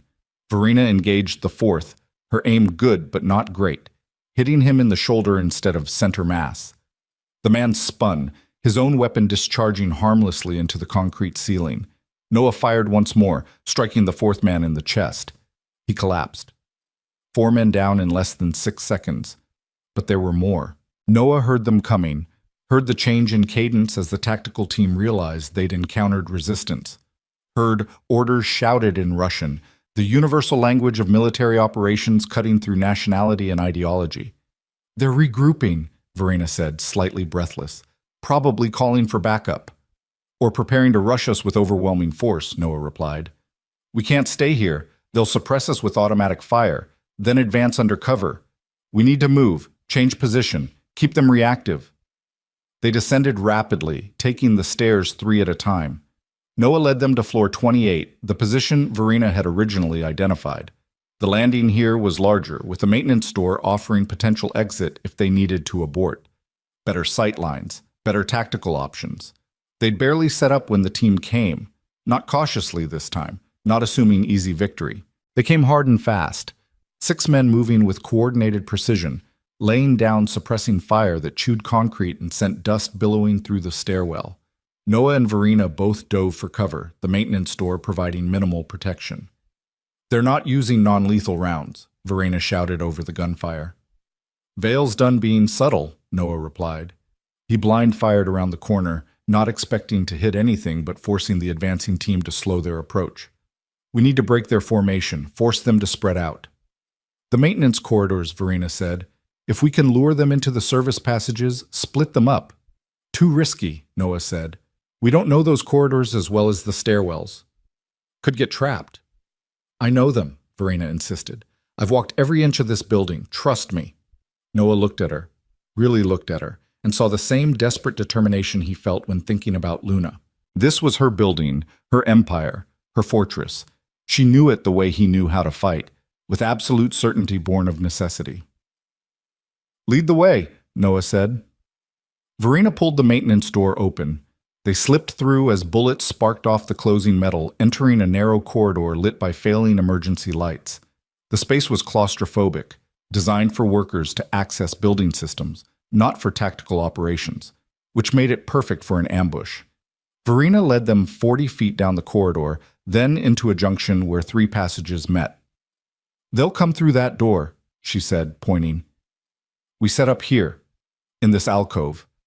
When they enter, they'll be silhouetted against the stairwell light. We'll have clear shots while they're adjusting to the darkness." Noah positioned himself in the alcove, weapon trained on the maintenance door. Verena took position beside him, close enough that he could feel her breathing, fast but controlled. They waited in silence, broken only by distant gunfire and the groan of the building's stressed structure. The maintenance door exploded inward. Not opened, blown off its hinges with a breaching charge that sent the metal slab skidding down the corridor. 3 men entered immediately, moving with the aggressive confidence of operators who'd done this 100 times before. Noah engaged the first man, 2 shots center mass that dropped him. Verena took the second, her aim better this time, hitting him in the chest and leg. The third man dove for cover, returning fire, but his position was exposed. Noah adjusted his aim, fired 3 rapid shots that caught the man in an unprotected side panel of his vest. The man went down hard. Silence fell, broken by labored breathing and the distant wail of sirens far below. 6 down, Noah said. Maybe 2 to 4 still active, plus however many are holding the infrastructure level. "We need to keep moving," Verena said. "They'll adapt, bring more firepower. We've bought Luna time, but we need to buy her more." They advanced through the maintenance corridors, Noah leading with weapon up, every sense hyper-alert. The building felt different in the emergency lighting, in the aftermath of violence.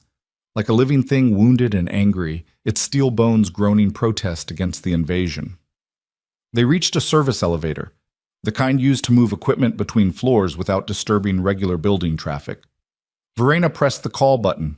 Nothing happened, no power to the systems.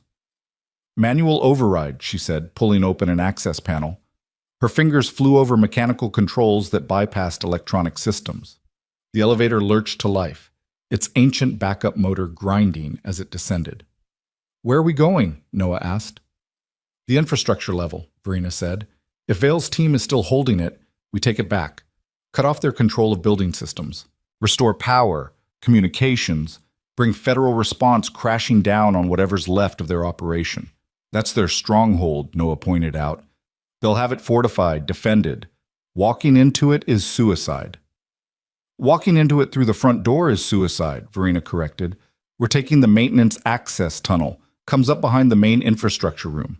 They won't be watching it because it's not on any official blueprints. My father had it built during original construction as a panic escape route. Only 3 people knew about it: my father, Marcus, and me." The elevator shuddered to a stop.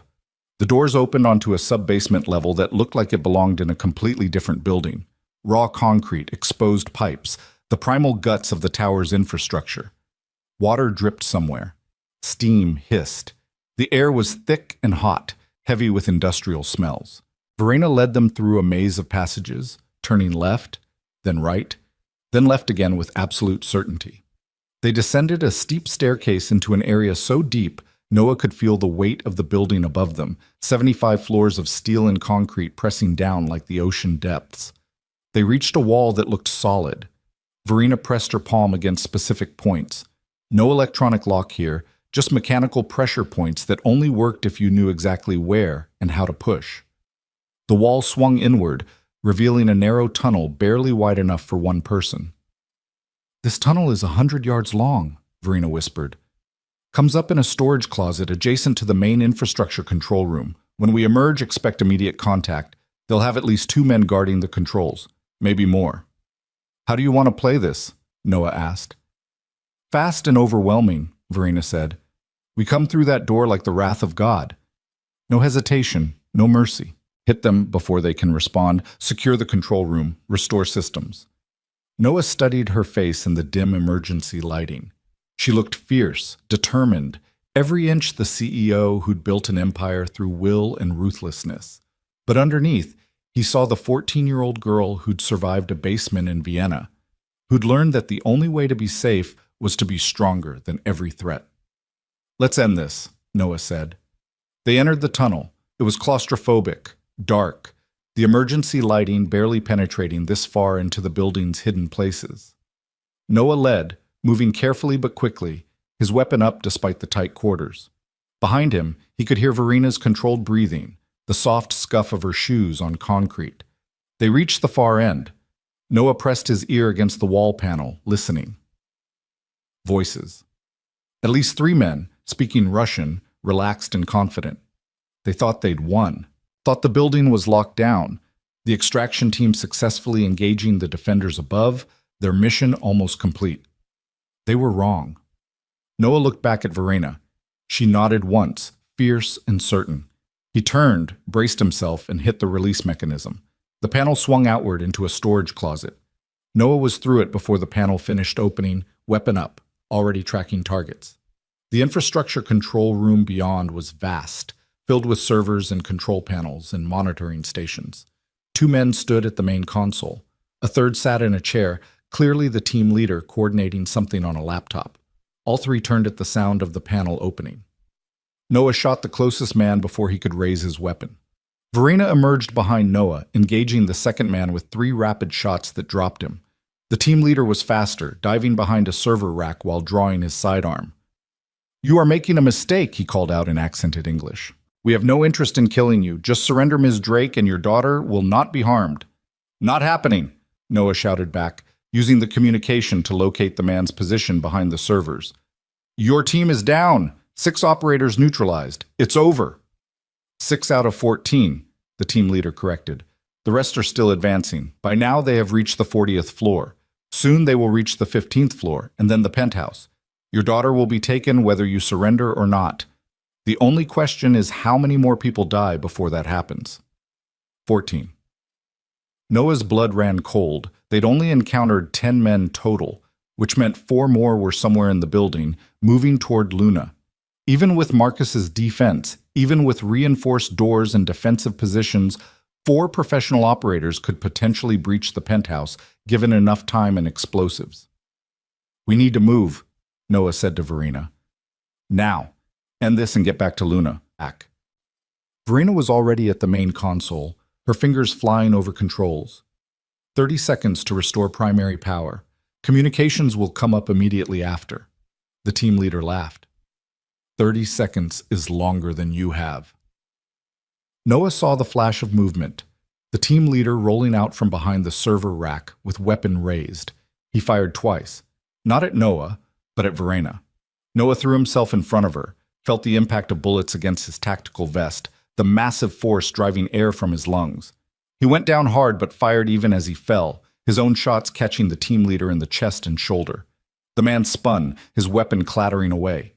Noah fired twice more, putting him down permanently with shots that wouldn't kill but would keep him immobile for hours. "Noah!" Verena was beside him, hands checking for penetration wounds. "Talk to me. Are you hit?" "Vest caught it," Noah gasped, trying to pull air into his stunned lungs. "Hurts like hell, but nothing permanent." "You jumped in front of me," Verena said, and there was something like wonder in her voice. "You took bullets meant for me." "That's the job," Noah managed, forcing himself to sit up. "You restore power. I'll keep breathing. Fair division of labor." Verena returned to the console, her hands shaking slightly now, but still functional. She entered command codes, bypassed security protocols, restored systems with the confidence of someone who knew every line of code in the building's infrastructure. Lights flickered throughout the control room.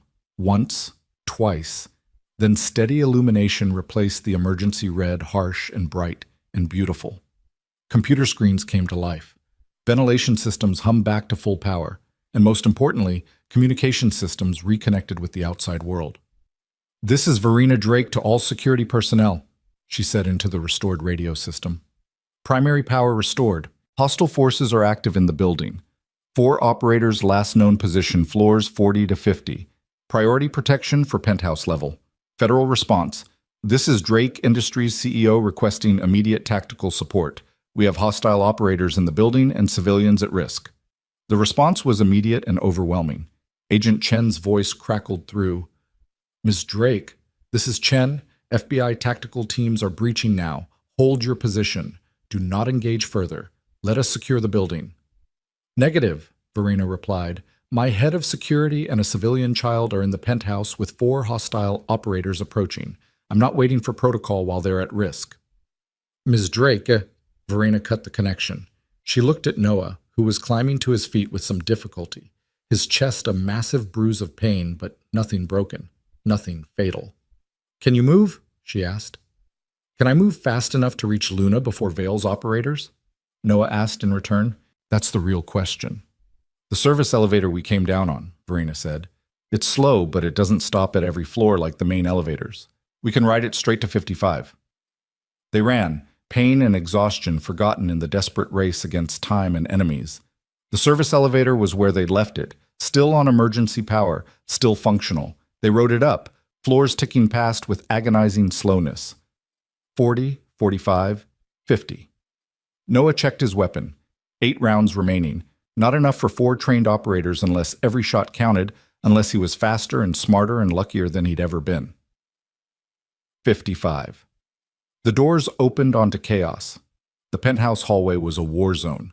Bullet holes stitched the walls. One of Marcus's security team lay motionless near the elevator bank. Smoke hazed the air, making everything dreamlike and terrible. And from behind the sealed penthouse door, Noah heard the unmistakable sound of close-quarters combat. Shouting, gunfire, Luna's scream. Noah ran. Verena was beside him, both of them sprinting toward the penthouse door. It was breached, blown open with precision charges that had peeled the reinforced steel back like paper. Beyond it, Marcus's remaining security team was engaged in desperate defense, outnumbered and outgunned. Noah entered the penthouse like a force of nature. He saw it all in the crystalline clarity of combat awareness. Marcus on the floor, bleeding from a leg wound but still fighting. 2 security personnel down, status unknown. Dr. Winters huddled in the corner with Luna clutched tight, and 4 operators in tactical gear advancing on them, weapons raised. Noah shot the closest operator in the back of the knee, the rubber round shattering his joint with devastating effect. The man went down screaming. Noah shifted aim, fired twice at the second operator, hitting him in the spine and shoulder. Verena engaged the 3rd operator, her shots wild but effective enough to force him into cover. The 4th operator turned, his weapon coming up toward Noah. Time seemed to slow. Noah saw the man's finger tightening on the trigger, saw the angle of the barrel tracking toward his head, knew with absolute certainty that his vest wouldn't stop a headshot at this range. Marcus tackled the operator from behind, his injured leg dragging but his upper body still powerful. They went down together, struggling for the weapon.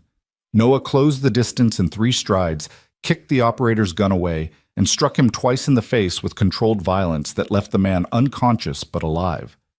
Silence fell, broken only by labored breathing and distant sirens growing closer. "Luna?" Noah gasped, turning. "Luna, where are you?" "Daddy!" She burst from Dr. Winter's protective embrace, running across the destroyed penthouse, Tiger trailing from one hand. Noah caught her, pulling her tight against his chest, feeling her small body shaking with terror and relief. "I've got you," Noah whispered into her hair. "I've got you, sweetheart. You're safe. You're safe." "You came back," Luna sobbed. "You promised you'd come back, and you did." "I'll always come back," Noah said. "Always, Luna. No matter what. I'll always come back to you."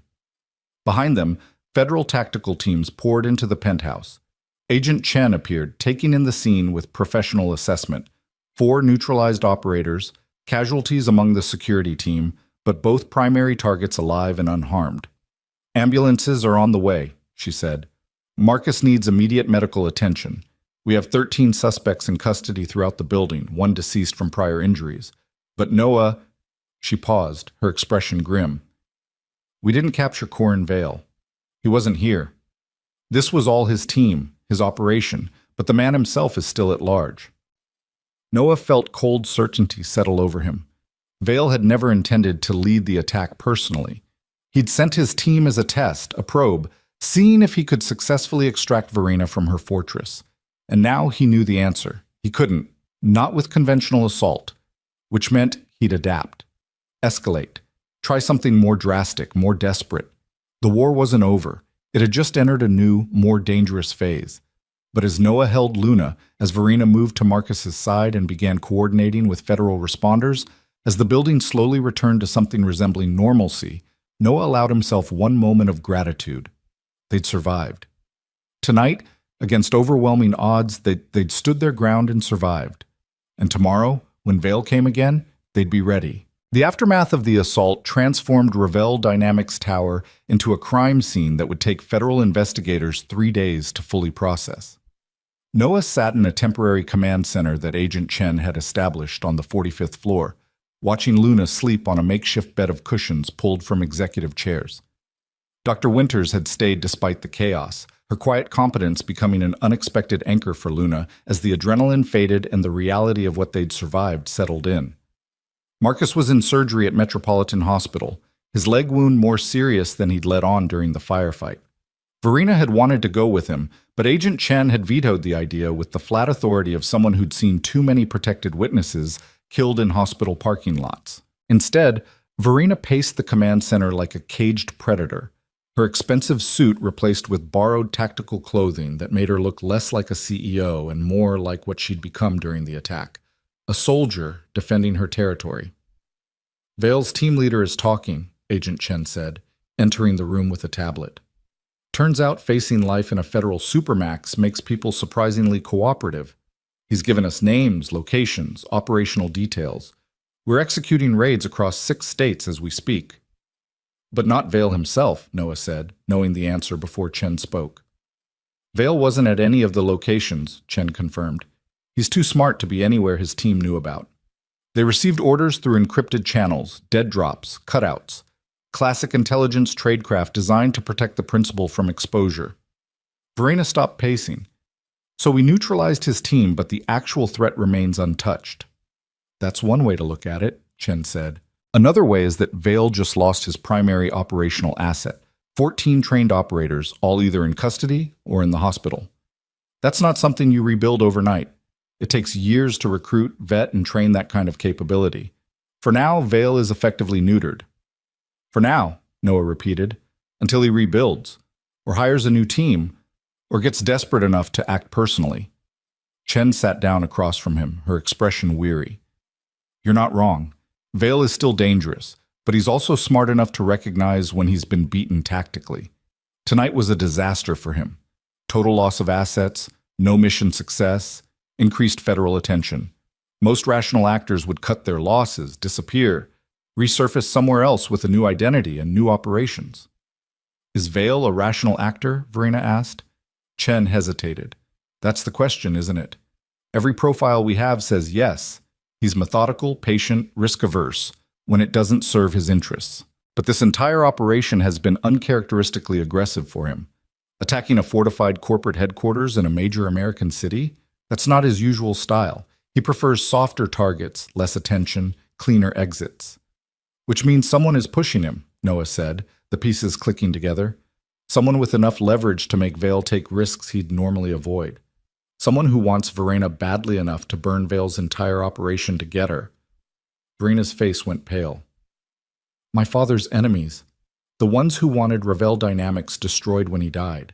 They've been waiting 10 years for another opportunity, and now they see you as vulnerable because of me, Noah finished. Because I exposed the security gaps by defending Luna. Because tonight proved that even a fortress can be breached with enough determination. That's a theory, Chen said carefully, but we have no evidence of a larger conspiracy. Sometimes the simplest explanation is correct. Vale wanted revenge for the contract loss. He tried and failed, and now he'll disappear rather than risk further exposure. You don't believe that, Verena said flatly. I can see it in your face, Agent Chen. You think there's something bigger here. Chen was silent for a long moment, weighing how much to reveal. Finally, she pulled up files on her tablet, hesitated again, then turned the screen toward them. This is classified, but given that you're both targets and witnesses, I'm exercising discretion. 3 weeks ago, our financial crimes unit flagged unusual activity in several offshore accounts connected to Ravel Dynamics competitors. Large transfers, shell companies, payments to known fixers and facilitators. The pattern suggested preparation for a major operation. An operation targeting my company, Verena said. Targeting you specifically, Chen corrected. The money moved after you personally testified before Congress about irregularities in defense contract bidding. You exposed corruption that cost several major players billions in revenue. That kind of loss makes powerful enemies. Noah studied the financial data, his mind translating numbers into threat assessment. These aren't just corporate rivals. These are people who operate above the law, who see murder as acceptable business practice. Taking out Verena removes a witness and sends a message to anyone else considering cooperation with federal investigators. That's our working theory, Chen admitted. But proving it requires connecting Vale to the people funding him, and he's been very careful to maintain operational security. Even with his team leader cooperating, we don't have direct evidence of who hired Vale or why. Then we get it, Verena said simply. We draw Vale out again, but this time we're ready. We capture him, make him talk, follow the money trail to whoever's really behind this. You're not a law enforcement officer, Chen said. This is a federal investigation now. You need to step back, let us handle it. With all respect, Agent Chen, your investigation will take months or years, Verena replied. Vale's employers will use that time to cover their tracks, eliminate evidence, maybe even eliminate Vale himself to protect their exposure. By the time you have a prosecutable case, everyone involved will be protected by expensive lawyers and political connections. That's how the system works, Chen said, but there was frustration in her voice. I don't like it either, but I can't just ignore procedure and protocol because they're inconvenient. I'm not asking you to ignore anything, Verena said. I'm proposing cooperation. I have resources you don't. Intelligence networks, corporate connections, the kind of access that takes federal subpoenas months to achieve. Let me help. Share information, coordinate strategy. We go after Vale together, legally and officially. Chen looked at Noah. What do you think? You've been quiet. Noah glanced at Luna, still sleeping peacefully, despite the chaos around her. She looked so small, so vulnerable, so utterly dependent on him to keep her safe. Everything in him wanted to grab her, run, disappear again into anonymity. But he'd learned the hard way that running only delayed the inevitable. Men like Vale, like whoever was funding him, they didn't stop. They just kept hunting until you stood your ground or died trying to escape. I think Vale made a mistake tonight, Noah said slowly. He showed us his capabilities, his tactics, his vulnerabilities. Now we know how he operates. We can predict his next move. And what is his next move? Chen asked. He can't assault the tower again. Too costly, too much federal attention. He can't snipe from distance. We have countermeasures, and he knows it. He can't poison or bomb. Security is too tight. So he goes back to basics. Find the weakness, exploit it, achieve mission objectives with minimal exposure. Luna, Verena said quietly, she's the weakness. Vale will try to take her, use her as leverage. He'll try, Noah agreed, but we're not giving him the opportunity. Luna stays protected here in the tower until Vale is neutralized. No exceptions, no risks, no matter how long it takes. Luna stirred at the sound of her name, her eyes opening slowly. She looked around the unfamiliar room, momentarily disoriented, then focused on Noah. "Daddy? Did we win?" "We survived, sweetheart," Noah said, moving to her side. "That's all that matters." "But the bad man, the one who sent the others, he's still out there, isn't he?" Luna's voice was small but steady. "I heard you talking. He's going to try again." Noah wanted to lie, to tell her everything was fine, that the danger had passed. But Luna had seen too much, understood too much. She deserved honesty appropriate to her age and resilience. "Yes," Noah said. "The man who sent those people is still out there. But we're going to stop him. Ms. Drake and Agent Chen and I. We're going to make sure he can never hurt anyone again. Can you be brave a little longer? Stay here in the tower where it's safe?" "I've been brave for a really long time," Luna said, and there was something heartbreaking in her matter-of-fact tone. "Since Mommy died. I can be brave more if that's what you need." "You shouldn't have to be," Noah said, his voice thick. "You should get to be a normal 7-year-old who worries about homework and playground drama, not armed men and tactical assaults." "But I'm not a normal 7-year-old," Luna replied with the brutal honesty of children. "Normal 7-year-olds have mommies. Normal 7-year-olds don't sleep in office break rooms while their daddies mop floors. Normal 7-year-olds don't get attacked by bad men." She paused. "I'm not normal, Daddy, but that's okay, because you're not normal either, and that's how you keep me safe." The silence that followed was profound. Agent Chen looked away, her professional composure cracking slightly. Verena's eyes glistened with something that might have been tears if she allowed herself such displays. And Noah felt something shift inside him, an acceptance that he'd been fighting for 4 years. He wasn't normal. Luna wasn't normal. Their life together would never be the simple, anonymous existence he'd tried to build. Because the world they lived in, the real world beneath the comfortable illusions most people enjoyed, was filled with people like Vale, like the operators who'd attacked tonight, like the shadowy employers funding it all. And someone needed to stand against that darkness, even if it meant sacrificing normalcy for survival. "You're right," Noah said quietly. "We're not normal, but we're together. And we're alive, and we're going to stay that way." "Okay," Luna said, apparently satisfied. "Can I have breakfast now? Miss Drake promised pancakes, and I've been very patient." Despite everything, Noah laughed. The resilience of children, their ability to compartmentalize trauma and focus on immediate needs, never ceased to amaze him. "I think pancakes can be arranged. Agent Chen, any objections to feeding my daughter?" "None whatsoever," Chen said, her own composure restored. "In fact, I could use some breakfast myself. It's been a long night." Verena made arrangements with the tower's executive chef, who'd been trapped on the 30th floor during lockdown and was apparently thrilled to have something productive to do. Within 30 minutes, they were gathered around a conference table that had been cleared of tactical displays and covered with white tablecloth, eating what Noah had to admit were the finest pancakes he'd ever tasted. Luna sat between him and Verena, carefully drowning her stack in syrup exactly as promised, while Dr. Winters, who'd been invited to join them, made polite conversation about dinosaur extinction theories. Agent Chen received a steady stream of updates via text message, her expression growing increasingly satisfied with each one. "Vale's network is collapsing," she said between bites of Eggs Benedict. "Every location we raided is yielding evidence, financial records, communications logs. We've arrested 17 people so far, and I expect that number to double by end of day. Vale built an impressive organization, but it's all falling apart now that the foundation is cracked." "Where does that leave Vale himself?" Verena asked. "Isolated," Chen said. "No team, no infrastructure, no operational capability. He's effectively alone now, which makes him less dangerous in some ways, but more unpredictable in others. A cornered animal is always the most desperate." "So we wait for him to make a mistake," Noah said. "We wait and we watch," Chen confirmed.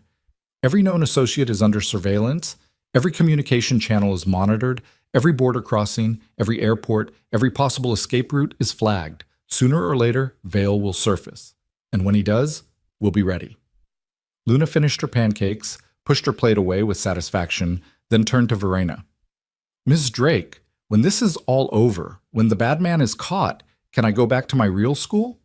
I like Dr. Winters, she's very nice and knows lots about dinosaurs.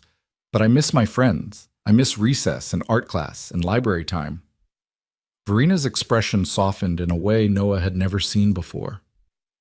Yes, sweetheart. When it's safe, you can go back to your school and your friends and everything else you've had to give up. I promise. Do you keep your promises? Luna asked with characteristic directness. Always, Verina said. I promised your father I'd help keep you safe, and I've kept that promise.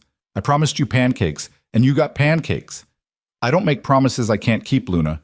It's bad business and worse character. Luna considered this seriously, then nodded.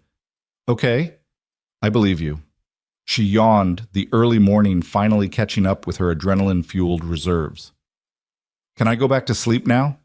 In a real bed this time, not on chairs? I'll show you to the guest suite, Dr. Winters offered. There's a very comfortable bed, and I believe we can find some appropriate pajamas in your size. As Dr. Winters led Luna away, Noah felt the exhaustion hit him like a physical force. He'd been running on adrenaline and necessity for hours, and now that Luna was safe and fed and heading toward actual rest, his body decided it was time to shut down. You should sleep too, Verina said, reading his expression. There's another guest suite, fully furnished. You've earned rest after tonight. I should stay awake, Noah protested. In case what? Agent Chen interrupted. In case Vale teleports into the building past federal security and my tactical teams? You're exhausted, Mr. Calder. You took bullets to your vest, fought running battles through multiple floors, and carried your daughter through a war zone. Sleep. That's not a suggestion. Noah wanted to argue, but he recognized the wisdom in her words. He was no good to Luna or anyone else if he collapsed from exhaustion. 2 hours, he compromised. Then I wake up and we plan next steps. 4 hours, Verina countered, and that's non-negotiable. I need you sharp, Noah, not running on fumes and stubbornness. Noah nodded, too tired to fight. Verina led him to a suite 2 doors down from where Luna was settling in, a space of almost offensive luxury after their cramped apartment. King-sized bed, marble bathroom, windows overlooking the city as dawn broke over the skyline. Thank you, Noah said at the doorway. For everything.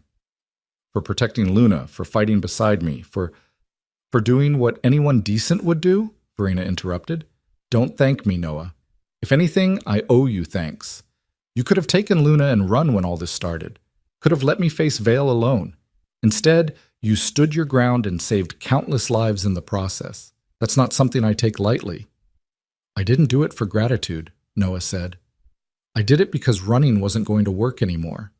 Because Luna deserves better than a life spent hiding. Because he paused, trying to articulate something he barely understood himself. Because after 4 years of being invisible, it felt good to be real again. To use my skills for something that mattered instead of pretending I was someone I'm not. Verina studied him with those ice-blue eyes that seemed to see everything. You're not the same man who walked into that break room 4 days ago. The janitor is gone. The operator is back. Maybe, Noah admitted, or maybe I'm finally figuring out how to be both. How to be Luna's father and still be capable of protecting her. How to build a life that acknowledges what I am instead of hiding from it. That's a good goal, Verina said. If you figure out how to do it, let me know. I've spent 14 years trying to balance being Verena the survivor and Verena the CEO, and I'm still not sure I've succeeded.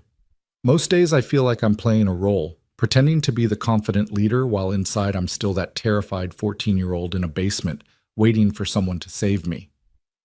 You saved yourself tonight, Noah pointed out. You fought beside me as an equal. That's not someone waiting for rescue. Maybe, Verena said, echoing his earlier response. Or maybe I've just gotten better at hiding the fear. She stepped back. Sleep, Noah. When you wake up, we'll figure out how to end this, permanently. Noah entered the suite, closed the door, and stood for a moment in the profound silence. Through the walls, he could faintly hear Luna talking to Dr. Winters about Ankylosaurus defensive adaptations. The normalcy of it, the absolute mundane beauty of his daughter discussing dinosaurs while safe and fed and protected, broke something loose in his chest. He sat on the edge of the bed and let himself feel it. All the terror he'd suppressed during the fight, all the desperate love that drove him to take bullets meant for Verena, all the crushing weight of responsibility for Luna's safety. Tears came, quiet and unstoppable, and Noah didn't fight them. Just let them flow while his body shook with the release of impossible stress. When the tears finally stopped, he felt hollowed out, but also strangely lighter. He lay back on the bed, not bothering to undress, and fell into sleep so profound it felt like death. He woke to Luna's scream. Noah was out of bed and through the door before conscious thought caught up with muscle memory. He sprinted the short distance to Luna's suite, burst through the door, weapon drawn despite knowing he'd left it secured in Verena's armory. Luna sat upright in bed, tiger clutched tight, her face wet with tears. Dr. Winters was beside her, one comforting hand on her shoulder. No threat.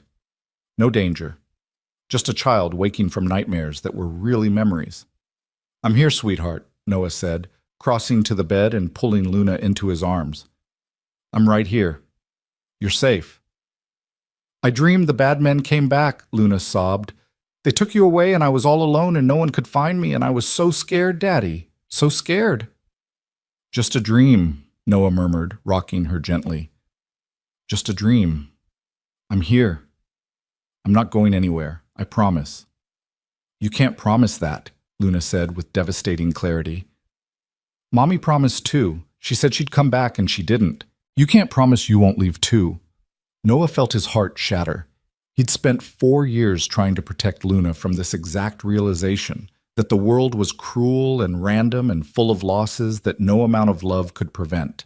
But she'd figured it out anyway, because children are resilient and perceptive and brutally honest about realities adults spend lifetimes denying. "You're right," Noah said quietly. "I can't promise I'll never leave. Someday, hopefully when you're very old and I'm very, very old, I won't be here anymore. But Luna, I can promise that every single day I am here, I will do everything in my power to come back to you. I will fight harder than anyone has ever fought. I will be smarter and faster and more determined than any threat that comes at us. I can't promise perfect safety because perfect safety doesn't exist, but I can promise perfect effort. Can that be enough?" Luna pulled back slightly, looking up at him with red-rimmed eyes. "Will you teach me?" "Teach you what, sweetheart?" "How to fight," Luna said. "How to protect myself. How to be brave like you. Because if something happens, if the bad men come when you're not there, I want to be able to stop them. I don't want to be helpless." Noah looked at Dr. Winters, who gave a small, helpless shrug. This was parenting territory far beyond her expertise. He thought about his own childhood, the way he'd been raised to be strong and capable and self-reliant. Thought about the cost of that upbringing, the way it had shaped him into someone who saw threats everywhere and trusted almost no one. Did he want that for Luna? Did he want to turn his innocent daughter into a miniature operator, trained and paranoid and perpetually on guard? But then he thought about her question, what happens when I'm not there? What happens if Vale or someone like him gets past all the defenses and Luna is alone? Did he love her enough to let her be helpless, or did he love her enough to give her tools to survive even the worst scenarios? "I'll teach you," Noah said finally. "Not how to fight. You're 7 years old, sweetheart.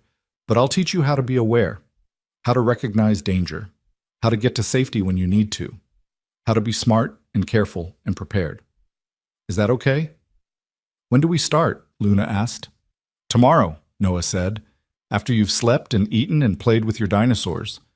Being prepared doesn't mean being scared all the time, Luna. It means being smart enough to enjoy the good times while staying ready for the bad ones. Can you understand that difference?" "I think so," Luna said.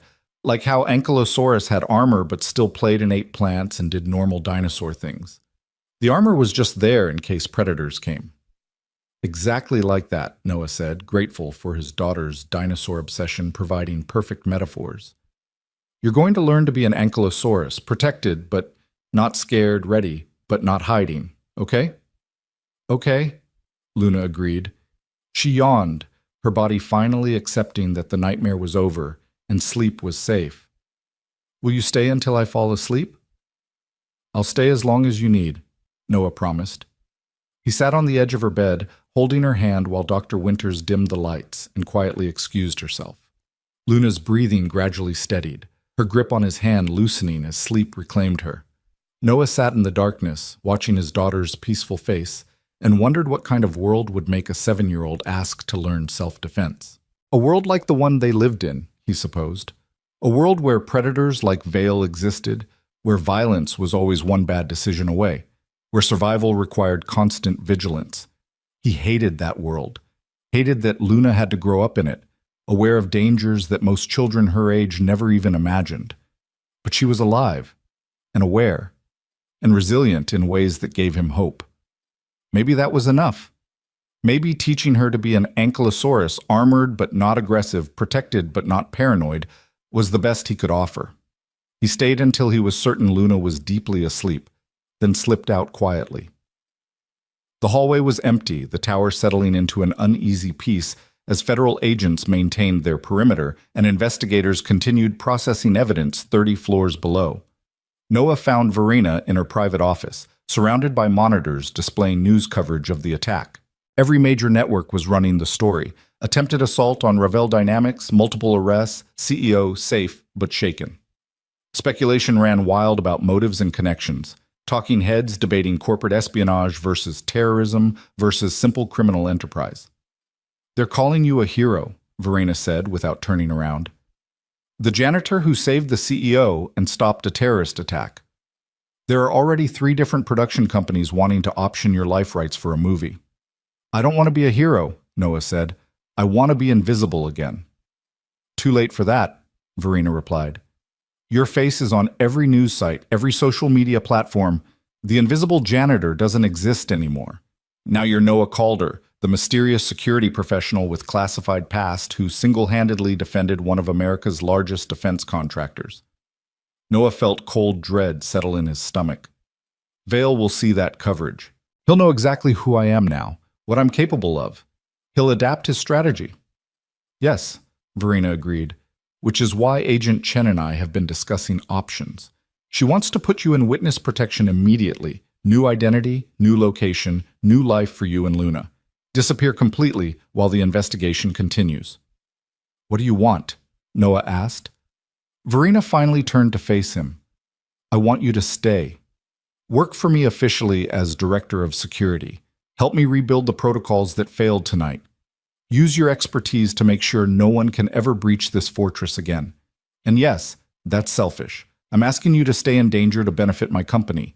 But I'm also offering you something witness protection never can." "Which is?" "A life," Verena said simply. "Not hiding, not running, not being someone you're not. A real life where Luna goes to her school and you use your skills and we build something together that makes the world marginally safer. Where you get to be both the father and the operator, not choosing between them." "Vale will come after me if I stay," Noah pointed out. "Vale will come after you wherever you go," Verena countered. "The only question is whether you face him from a position of strength or a position of hiding. I know which I'd choose, but you have a daughter to think about, so the decision is entirely yours." Noah walked to the windows, looking out over the city as dawn brightened into full morning. Somewhere out there, Corin Vale was planning his next move. Somewhere out there, powerful people who'd hired Vale were calculating their options. And somewhere very close, Luna was sleeping with Tiger clutched tight, trusting that Daddy would make the right choice. What was the right choice? Run and hide, keep Luna safe through anonymity? Or stay and fight, keep her safe through strength? Both had risks. Both had costs. There was no perfect answer, no guaranteed safety. But there was truth. And the truth was that Noah was tired of hiding, tired of pretending, tired of being less than he was. The truth was that Luna deserved a father who faced threats instead of fleeing them. The truth was that Verena had offered him something precious, acceptance of who he really was, operator and father both, without demanding he choose between identities. "I'll stay," Noah said, "on 2 conditions." "Name them." "First, Luna's safety is the priority. Always. If staying here puts her at greater risk than witness protection, we leave immediately. No argument, no negotiation. Her life matters more than any job or any principle." "Agreed," Verena said without hesitation. "What's the second condition?" "We end this," Noah said, turning to face her. Not just survive Vale's next attack. Not just defend against threats. We go on offense. We find Vale, we find whoever hired him, and we dismantle the entire network permanently. I don't want Luna growing up knowing that somewhere out there, someone is still hunting us. I want her to have actual peace, not just temporary safety between attacks. Verena smiled, and there was something fierce in it. Now you're speaking my language. Agent Chen won't like us taking proactive action, but I think I can convince her that cooperation beats obstruction. Between your tactical expertise, my resources, and federal investigative power, we can find Vale. And when we do, we end him, Noah finished. Not kill him, but end his capability to hurt anyone ever again. Capture him, expose his network, turn him into a cautionary tale about what happens when you attack innocent people. That's a good plan, Verena said. Now we just need to figure out how to execute it. Vale is smart, experienced, and currently very motivated to stay hidden. Finding him won't be easy. Nothing worth doing ever is, Noah replied. But I have some ideas about where to start. Vale lost his team, but he didn't lose his contacts or his reputation. He'll need to rebuild, which means reaching out to people who can provide resources. And every contact he makes is a potential vulnerability we can exploit. I'll have my intelligence analysts start mapping his known network, Verena said. Cross-reference with the information Chen's getting from the arrested operatives. Someone, somewhere knows where Vale is hiding. We just need to find that someone and persuade them to share. Persuade, Noah repeated with a slight smile. That's a diplomatic word for what might be necessary. I prefer to maintain plausible deniability, Verena said. But yes, persuasion may take forms that exist in legal gray areas. Are you comfortable with that? Noah thought about Luna's nightmare, her tear-stained face, her request to learn self-defense because she couldn't trust that Daddy would always be there. Thought about 4 years of running, of hiding, of teaching his daughter that safety meant invisibility. I'm comfortable with whatever it takes to protect my daughter, Noah said. Gray areas don't scare me. They're where most real protection happens anyway, in the spaces between perfect legality and absolute necessity. As long as we're not crossing lines that turn us into Vale's mirror image, I can live with gray. Then we're agreed, Verena said. She extended her hand. Partners. In protecting Luna, in defending this company, in ending Vale's threat. Equal footing, shared risk, honest communication about every decision. Noah took her hand, felt the strength in her grip that came from years of surviving in a hostile world. Partners, he agreed. Now let's figure out how to kill a ghost. They spent the next hour mapping strategy, calling in Agent Chen for coordination, debating approaches and tactics and acceptable risks. By the time the sun fully rose over the city, they had the outline of a plan.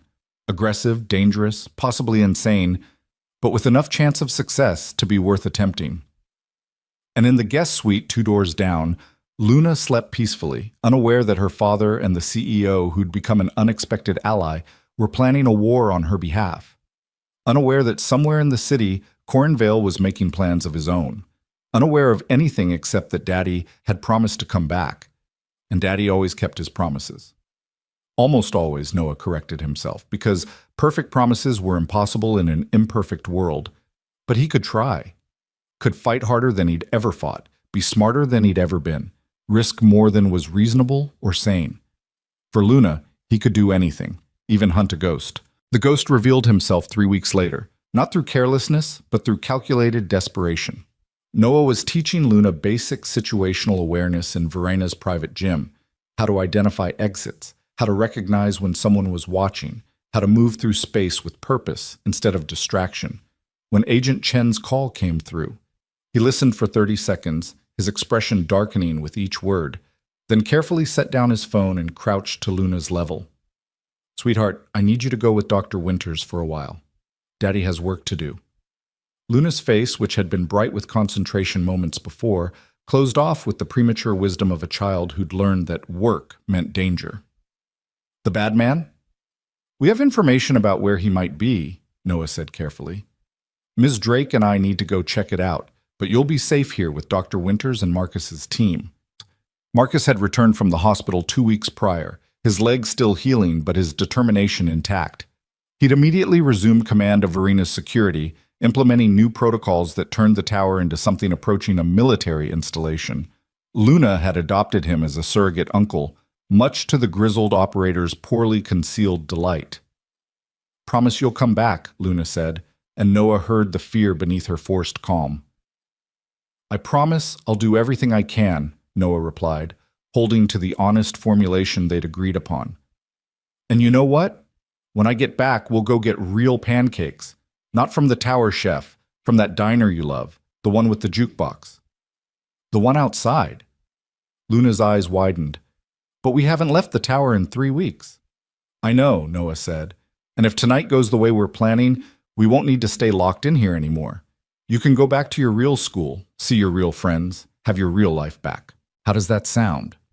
"It sounds too good to be real," Luna said with heartbreaking skepticism. "Things don't just get better, Daddy. They get worse, or they stay scary." Noah pulled her into a tight embrace, feeling the slight tremor in her small body.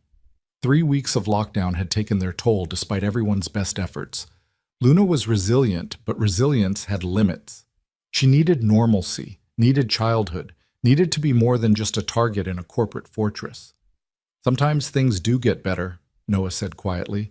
"Sometimes the monsters get caught, and the scary parts end, and you get to just be a kid again. I'm going to try to make that happen tonight, okay?" Luna nodded against his chest, then pulled back and squared her small shoulders. "Okay, but Daddy, if the bad man tries to hurt you, you hurt him first. I don't want you to be nice to people who aren't nice. I want you to come home."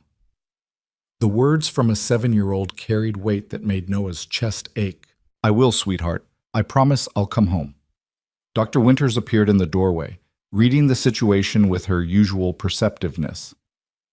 "Luna, I found the most fascinating documentary about Cretaceous marine reptiles. Want to come see if they got the Mosasaurus size correct?" Luna allowed herself to be redirected, but she looked back 3 times as Dr. Winters led her away, each glance a silent plea for her father to keep his promise. Noah found Verena in the command center, already dressed in tactical gear, studying satellite imagery on the main display. Agent Chen stood beside her, along with Marcus and 2 federal tactical team leaders Noah had been working with over the past weeks. Vale made contact with one of his old suppliers, Chen said without preamble. "Arms dealer based in Newark. We've had him under surveillance since the tower assault, and this morning he received a coded message requesting a meeting.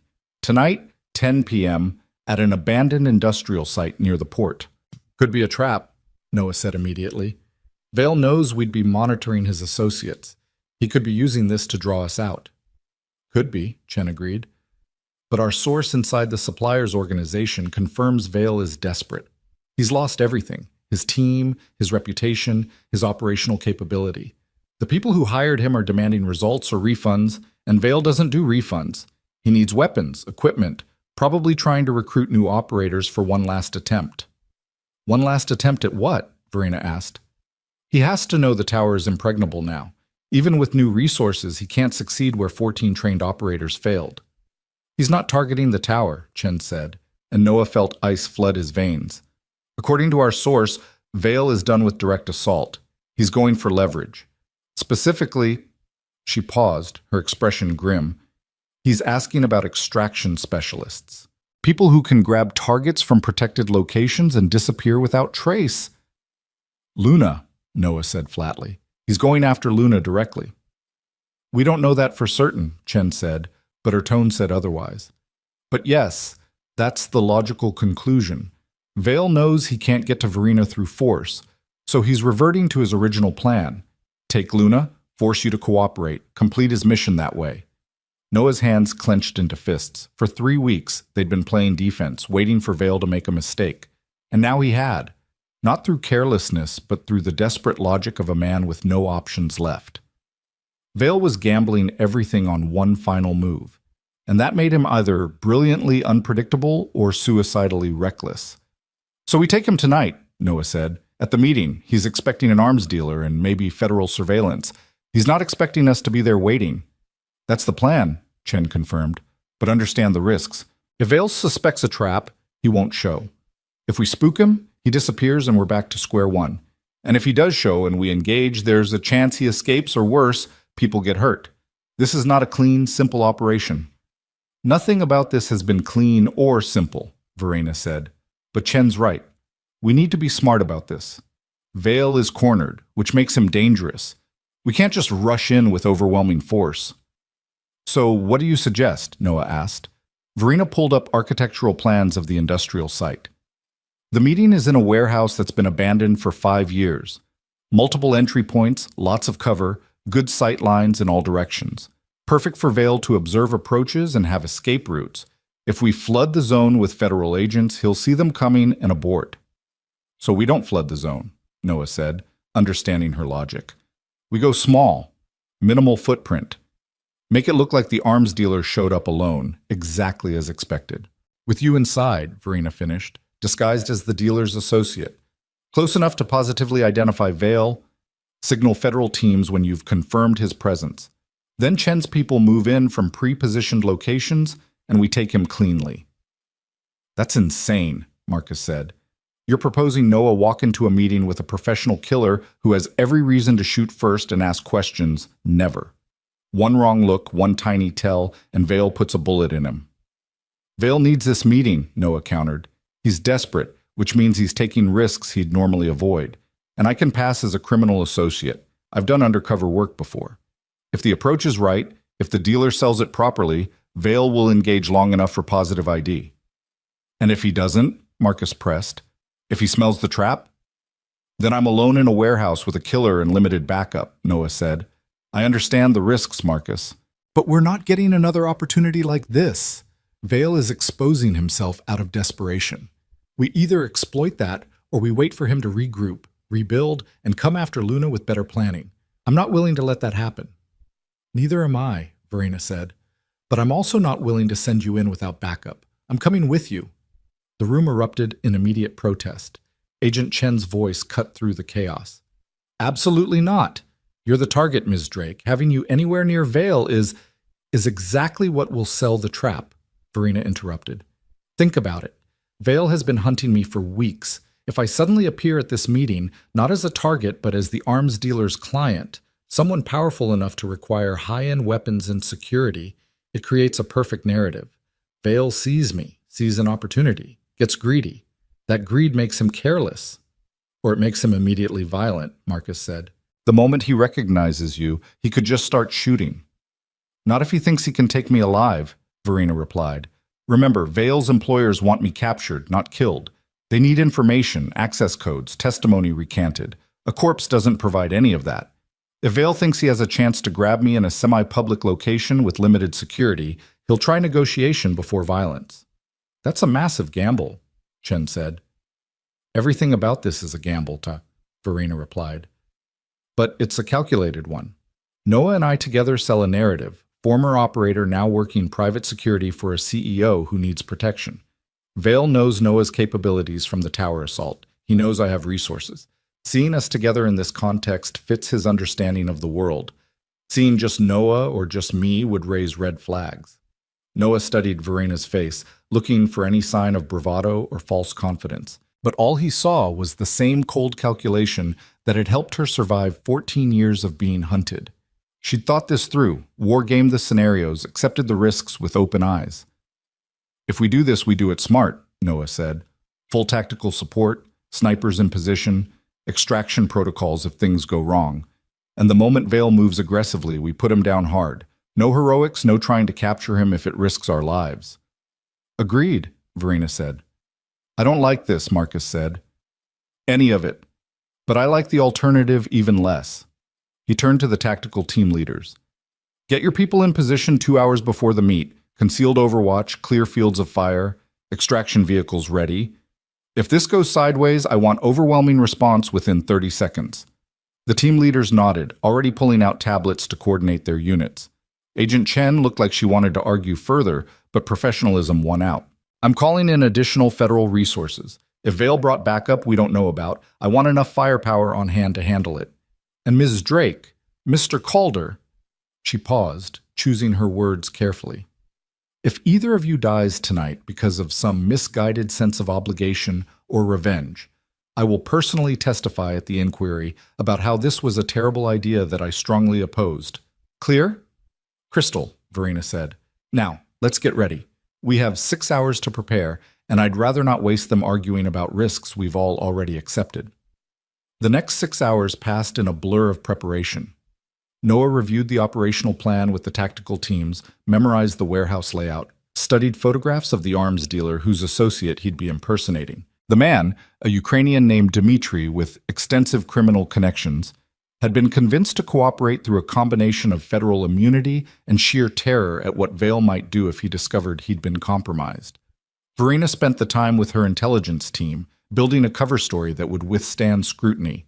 She'd be presenting as CEO of a shell corporation with interests in private military contracting, someone who needed serious hardware and serious protection. Noah would be her head of security, former special forces, exactly the kind of professional someone in her position would hire. As sunset painted the tower's windows gold and crimson, Noah went to say goodbye to Luna. He found her in the guest suite, building an elaborate fortress out of pillows and blankets, Tiger standing guard at the entrance. "That's a good fortress," Noah said from the doorway. "Very defensible." Luna looked up, her face brightening momentarily before falling into studied seriousness. "It's for when the bad dreams come. Tiger and I can hide in here where nothing can reach us." Noah's heart clenched. "Sweetheart, come here for a minute." Luna emerged from her fortress and climbed onto the bed beside him. Noah pulled her close, breathing in the smell of her shampoo and the indefinable scent that was just Luna. "I'm going to tell you something true," Noah said. "Tonight is scary. What Ms. Drake and I are doing is dangerous, and I can't promise that everything will be okay because I don't know what's going to happen. But I can promise that I'm going to try my absolute hardest to come back to you. And if something goes wrong, if I can't come back—" "Don't say that," Luna interrupted, her voice cracking. "Don't say you might not come back." "I have to say it," Noah said gently, "because it's possible, and you deserve to know the truth. But Luna, listen to me. If something happens to me, you're going to be okay. Marcus and Dr. Winters and Ms. Drake, they all care about you. They'll make sure you're safe and loved and taken care of. You won't be alone, ever. Do you understand?" "I don't want them," Luna said, tears streaming down her face. "I want you. You're my daddy. You're all I have left. If you go away like Mommy did, I'll be all alone." "You won't be alone," Noah insisted, his own vision blurring. "You'll have people who love you, and sweetheart, you'll have memories. Every story I ever told you, every lesson I taught you, every time I said I love you, those don't go away just because I'm not here. They stay with you forever. You carry me with you, in your heart, no matter what happens. Okay?" Luna threw her arms around his neck, sobbing into his shoulder with the desperate grief of a child who'd already lost one parent and couldn't bear losing another. Noah held her, his own tears falling silent and hot, wishing desperately that he could promise perfect safety. But he couldn't. All he could offer was truth and love, and the hope that both would be enough. When Luna's sobs finally subsided, Noah pulled back enough to look at her face. "I need you to be brave one more time. Can you do that for me?" Luna nodded, hiccuping slightly. "Good girl," Noah said. "Now I'm going to tell you a secret. You know how I said the bad man might try to take you? That's not going to happen. Because tonight, we're taking him instead. We're ending this, Luna. One way or another, after tonight, you won't have to be scared anymore. You can go back to your school, see your friends, be a normal kid. That's what I'm fighting for. Not revenge, not justice, just your chance to have a childhood. Does that make sense?" "I think so," Luna said. "You're fighting so I can stop fighting." "Exactly," Noah said. "So I need you to stay here with Dr. Winters and Marcus. Stay in your pillow fortress if that makes you feel safe. And trust that Daddy is doing everything possible to make the scary parts stop. Can you do that?" "Yes," Luna said, though her voice trembled.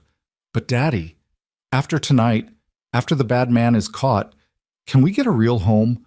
Not an apartment with thin walls where I can hear the neighbors fighting, a real home with a yard and maybe a dog? I've always wanted a dog." Noah felt something break and heal simultaneously in his chest. "Yeah, sweetheart. We can get a real home, with a yard, and a dog. The biggest, friendliest dog we can find, I promise." "You said you don't promise things you can't control," Luna said. "You're right," Noah admitted, But I'm promising anyway, because after tonight, one way or another, things are going to change. And if they change the way I'm planning, you're going to get that home and that dog and everything else you deserve, okay? Okay, Luna said.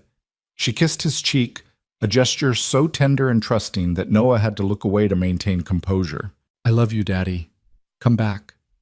I love you too, sweetheart, Noah said. More than anything in any universe. You're my whole world, Luna. Never forget that. He held her for one more minute, memorizing the feel of her in his arms, then gently passed her to Dr. Winters, who'd been waiting discreetly in the doorway. As he left, he heard Luna's voice, small but steady. Tiger says you're going to win, and Tiger is always right about important things. Noah managed to smile.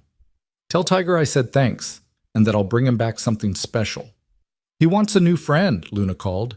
Another stuffed animal, maybe a dinosaur this time.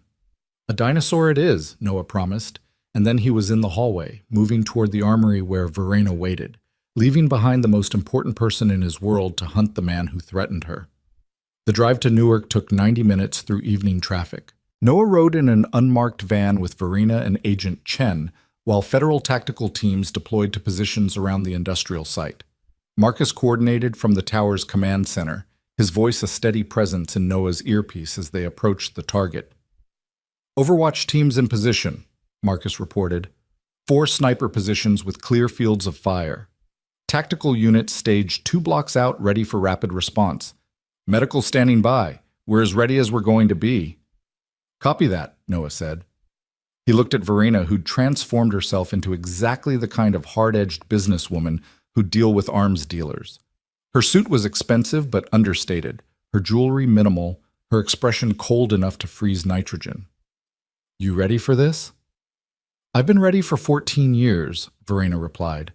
Ever since Vienna, I've been waiting for the chance to face someone like Vale on my terms instead of his. Tonight, that happens. Whatever comes, we face it together. Together, Noah agreed. They exited the van 3 blocks from the warehouse, walking the remaining distance to sell the illusion that they'd arrived independently. The industrial area was exactly as desolate as the plans had suggested. Abandoned buildings, broken streetlights, the kind of place where illegal transactions happened because nobody was watching. Except tonight, dozens of federal agents were watching through thermal imaging, night vision, and satellite feeds. Vale was walking into the most monitored warehouse in New Jersey, and he had no idea. The warehouse door stood open, spilling weak light into the darkness. Noah entered first, hand near his concealed weapon, every sense hyper-alert. The interior was vast and empty, filled with rusting equipment and the smell of decay. At the far end, a single figure waited in the shadows.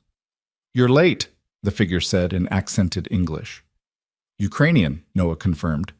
Dmitri, the arms dealer, playing his role exactly as rehearsed. We're careful, Noah replied, using the predetermined code phrases. In our business, punctuality is less important than discretion. And your associate? Dmitri asked, his eyes sliding to Verena. She was not mentioned. She's the client, Noah said. I'm just the help. She wants to discuss requirements directly. Dmitri stepped forward into the light, revealing a weathered face and calculating eyes. Then we talk. But first, we wait. Another buyer expressed interest. Professional courtesy suggests I hear both offers. Noah's blood ran cold. Another buyer. That wasn't part of the plan. That was, Hello, Noah, a new voice said from the shadows.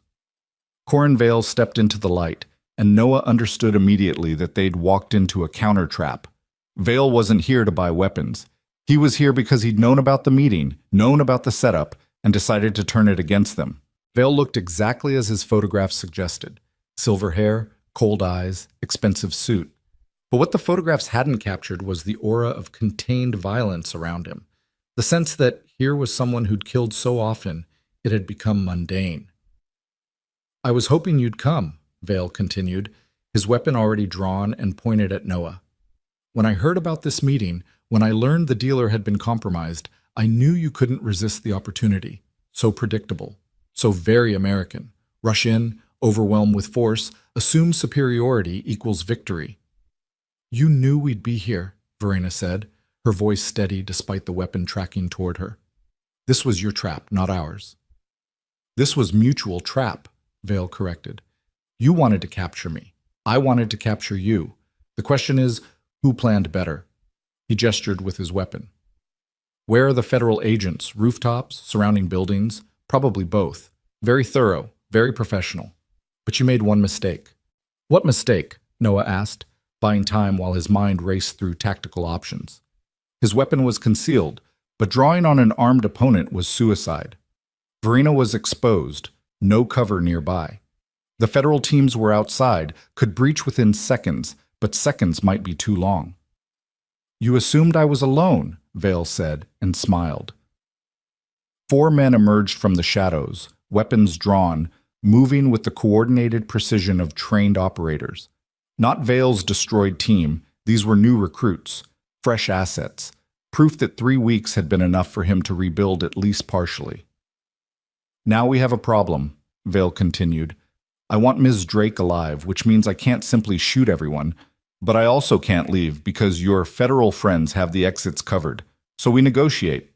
Or we all die in the crossfire when your tactical teams breach and my men respond. Your choice. There's a third option, Noah said quietly, which is, I fight my way through your men, put you down, and get Verena out alive, Noah replied. I've beaten worse odds. Vale laughed, genuine amusement in the sound. You're good, Noah. Very good.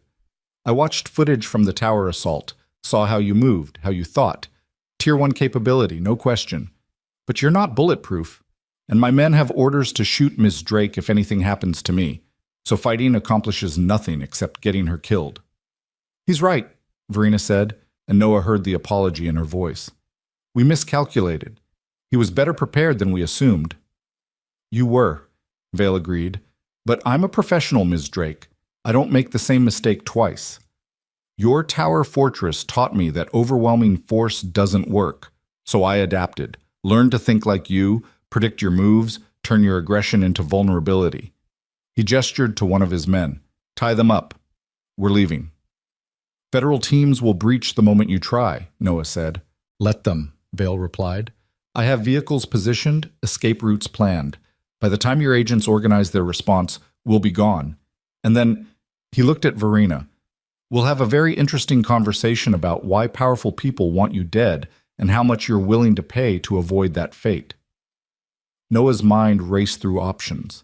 They were outgunned, outpositioned, caught in exactly the trap they'd tried to set. The federal teams outside would breach soon. Marcus was probably screaming orders into the radio right now, but penetrating the warehouse against armed defenders would take time they didn't have, unless Noah gave them an opening. I'll go with you, Noah said. Let Verena walk away. You don't need her if you have me. I'm the one who destroyed your operation, killed your reputation. You want revenge? Take it on me, not her. Noble, Vale said. Stupid, but noble. Unfortunately, I need Ms. Drake specifically. My employers are very clear on that point. You're just a bonus. Leverage to ensure her cooperation. He nodded to his men. Secure them both. We're out of here in 60 seconds. The nearest operative approached Noah, zip ties in hand. Noah measured distances, calculated angles, accepted that what he was about to do would probably get him killed, but might save Verena. Might ensure Luna still had someone to care for her even if Daddy didn't come home. He moved. Not toward Vale, which everyone expected. Toward Verena, pulling her down and behind a rusting piece of equipment while simultaneously drawing his weapon and firing at the overhead lights. Darkness exploded across the warehouse as the remaining illumination shattered. Noah heard Vale shouting orders, heard return fire chewing into metal and concrete, heard the distant crash of breaching charges as federal teams responded to shots fired. Stay down, Noah hissed to Verena. Then he was moving through the darkness with the muscle memory of hundreds of night operations. He heard rather than saw Vale's men trying to adjust, heard their night vision equipment humming to life, and knew he had maybe 3 seconds before they adapted. He used them. The first operative died when Noah crashed into him, disarming and disabling with brutal efficiency. The second spun toward the sound, but Noah was already behind him, putting him down with a strike that left him unconscious but breathing. The third and fourth opened fire, but Noah had moved again, their bullets finding empty air while his found their targets. Knee shots, shoulder shots, anything that removed them from the fight without killing. Then the federal teams breached, and the warehouse became a storm of sound and fury. Flashbangs detonated, blinding and deafening. Tactical teams poured through every entrance, weapons up, voices shouting commands. Vale's remaining men tried to fight, tried to escape, but they were overwhelmed within seconds. Noah fought his way back to Verena, covering her with his body as the chaos swirled around them. He heard Agent Chen's voice cutting through the noise, coordinating her teams, establishing control. Heard Marcus in his earpiece demanding status reports. Heard Vale's voice, commanding in cold even in defeat, ordering his men to stand down. When the dust settled and the emergency lighting came up, Noah found himself standing over Verena with weapon drawn while federal agents secured the scene. Vale knelt on the concrete, hands zip-tied behind his back, his silver hair disheveled but his expression still calm. "Well played," Vale said, looking at Noah. "You sacrificed your safety to protect her, created chaos when order would have meant capture. Very impressive, very stupid, but impressive." "It's over," Noah said. "Your team is down. Your employers are going to be exposed when you testify. Everything you built is finished." "Is it?" Vale smiled. "You assume I'll testify. You assume I fear prison more than I fear the people who hired me. But you're wrong, Noah. Prison is temporary. What they'll do if I talk is permanent. So no, I won't be exposing anyone. I'll take my life sentence, serve my time, and eventually someone will arrange an accident. That's how this world works." "Then you die having accomplished nothing," Verena said, standing with Noah's help. "Your reputation destroyed, your network dismantled, your name a cautionary tale. Was it worth it, Mr. Vale? All this death and violence for money you'll never spend?" Vale's calm cracked, just for a moment. "You don't understand. None of you understand. The people I worked for, they don't accept failure. My family is dead if I talk. My children, my grandchildren, everyone I care about. So yes, I'll take prison. I'll take death. Because at least some of them might survive if I keep silent." Noah felt unexpected sympathy stir. He'd made similar calculations once, sacrificing his own future to protect Luna from consequences of his past. "There's another option. Witness protection for your family. Full immunity in exchange for testimony. Chen can arrange it." "Can you?" Vale looked at Agent Chen, who'd approached during the conversation. "Can you really protect them from people who own corporations, who influence governments, who make careers disappear with a phone call?" "We can try," Chen said. "And I'm very good at my job, Mr. Vale. But you need to decide quickly. Cooperation now, while the evidence is fresh, gives us the best chance of building a case. Wait, and the opportunity passes." Vale was silent for a long moment, weighing impossibilities. Finally, he nodded. "I want guarantees, documented, legally binding guarantees, and I want my family moved tonight, before anyone knows I've been captured." "Done," Chen said immediately. "Start talking." What emerged over the next 3 hours, as Vale was transported to federal custody and debriefed, shattered assumptions about corporate espionage and criminal conspiracy. The people who'd hired him weren't just competitors angry about lost contracts. They were a network of defense industry executives who'd been systematically defrauding the government for decades, and Verena's congressional testimony had threatened to expose everything. Taking her out wasn't about revenge. It was about self-preservation, about protecting billions in illegal profits and keeping powerful people out of prison. Vale had been their tool, expendable and deniable, paid millions to solve a problem they couldn't solve legally.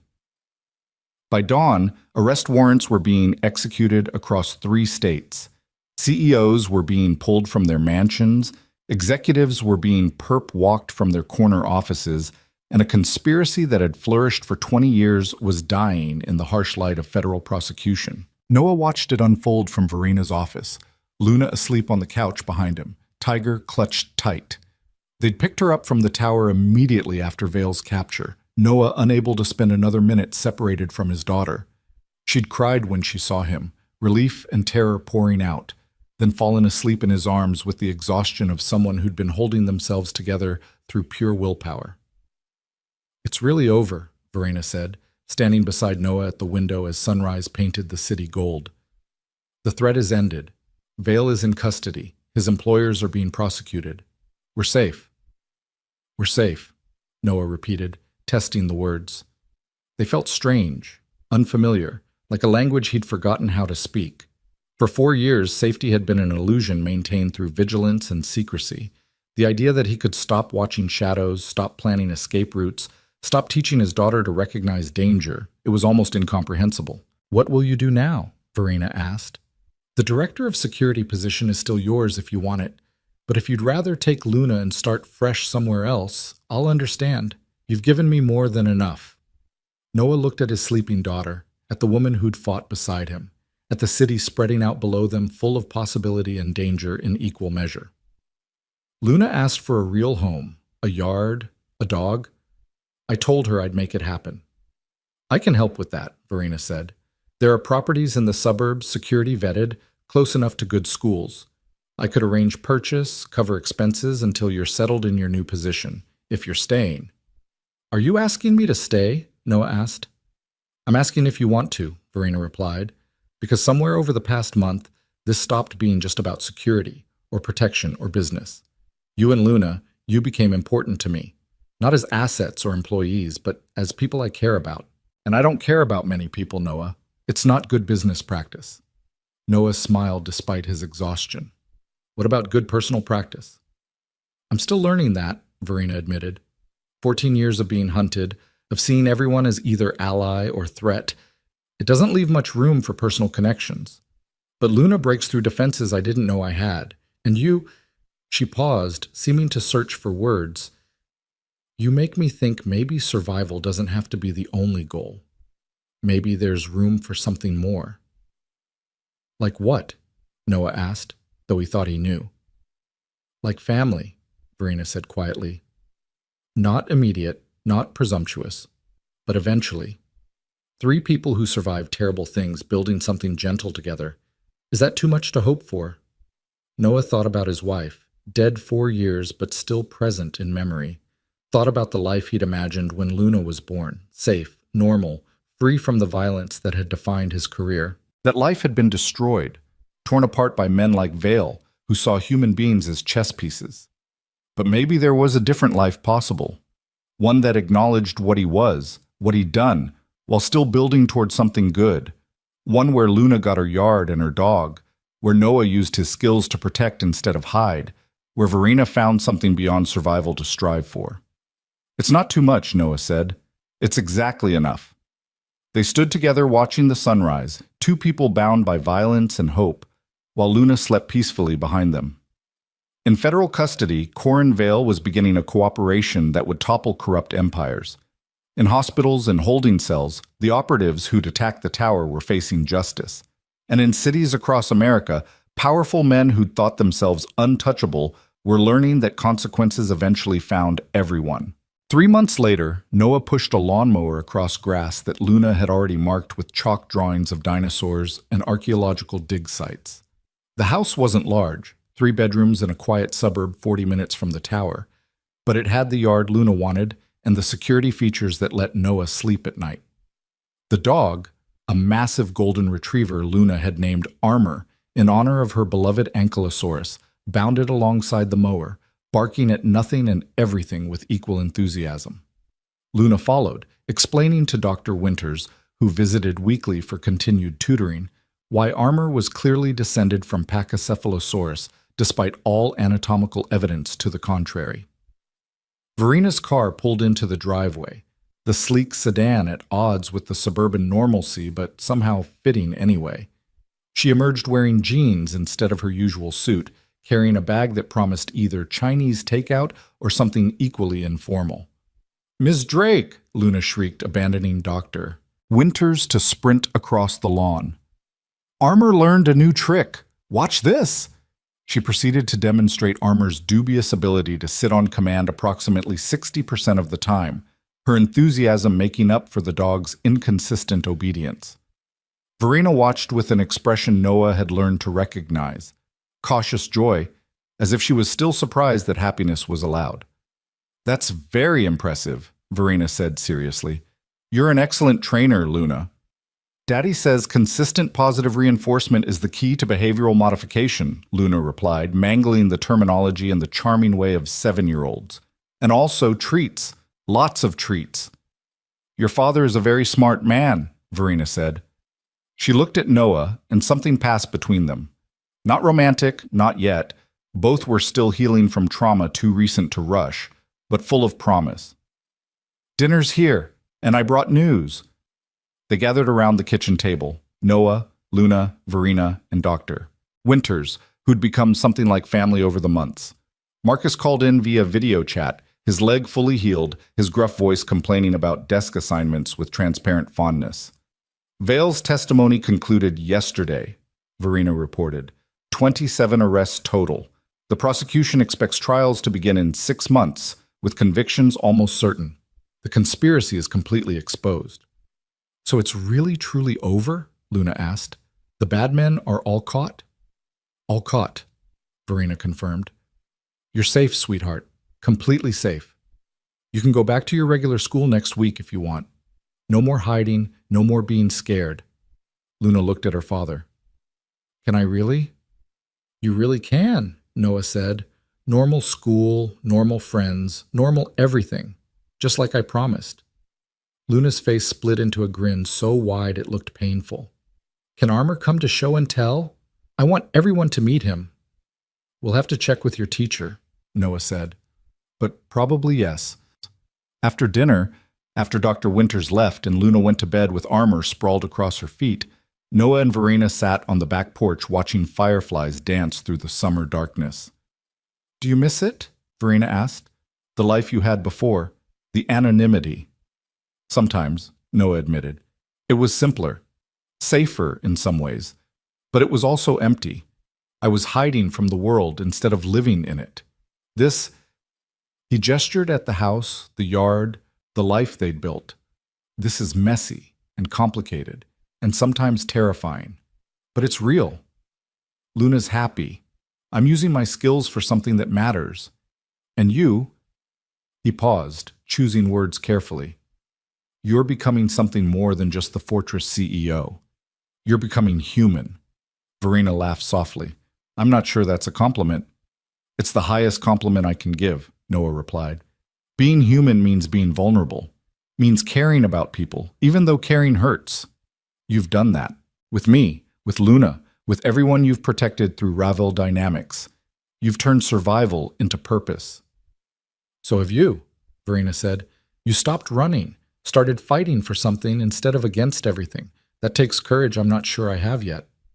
"You have it," Noah said.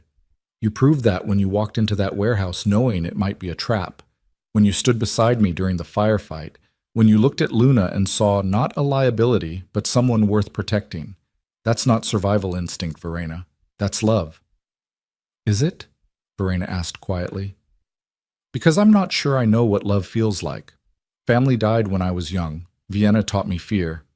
Building Ravel Dynamics taught me power. But love? That's foreign territory." "Then we'll explore it together," Noah said. "Slowly, carefully, no pressure, no expectations, just 3 people figuring out how to be a family despite having no idea what that means." 3 people, Verena repeated, plus Dr. Winters and Marcus and Agent Chen, who somehow became an aunt figure despite her professional protests, plus Armor, who is objectively a terrible guard dog but an excellent family member, plus... She paused, something vulnerable crossing her face. "Plus, whatever comes next, whatever we build together." "Whatever we build together," Noah agreed. They sat in comfortable silence, watching the fireflies and listening to the distant sound of Luna's voice reading bedtime stories to Armor. The world was still dangerous, still full of people like Vale and threats they couldn't predict.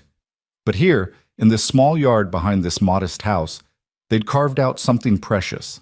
Not perfect safety. That didn't exist. Not freedom from fear. That was impossible for people who'd survived what they'd survived. But they'd found something better. Purpose. Connection. The possibility that survival could transform into something resembling joy. Inside, Luna called out, Daddy! Armor says he wants to say goodnight.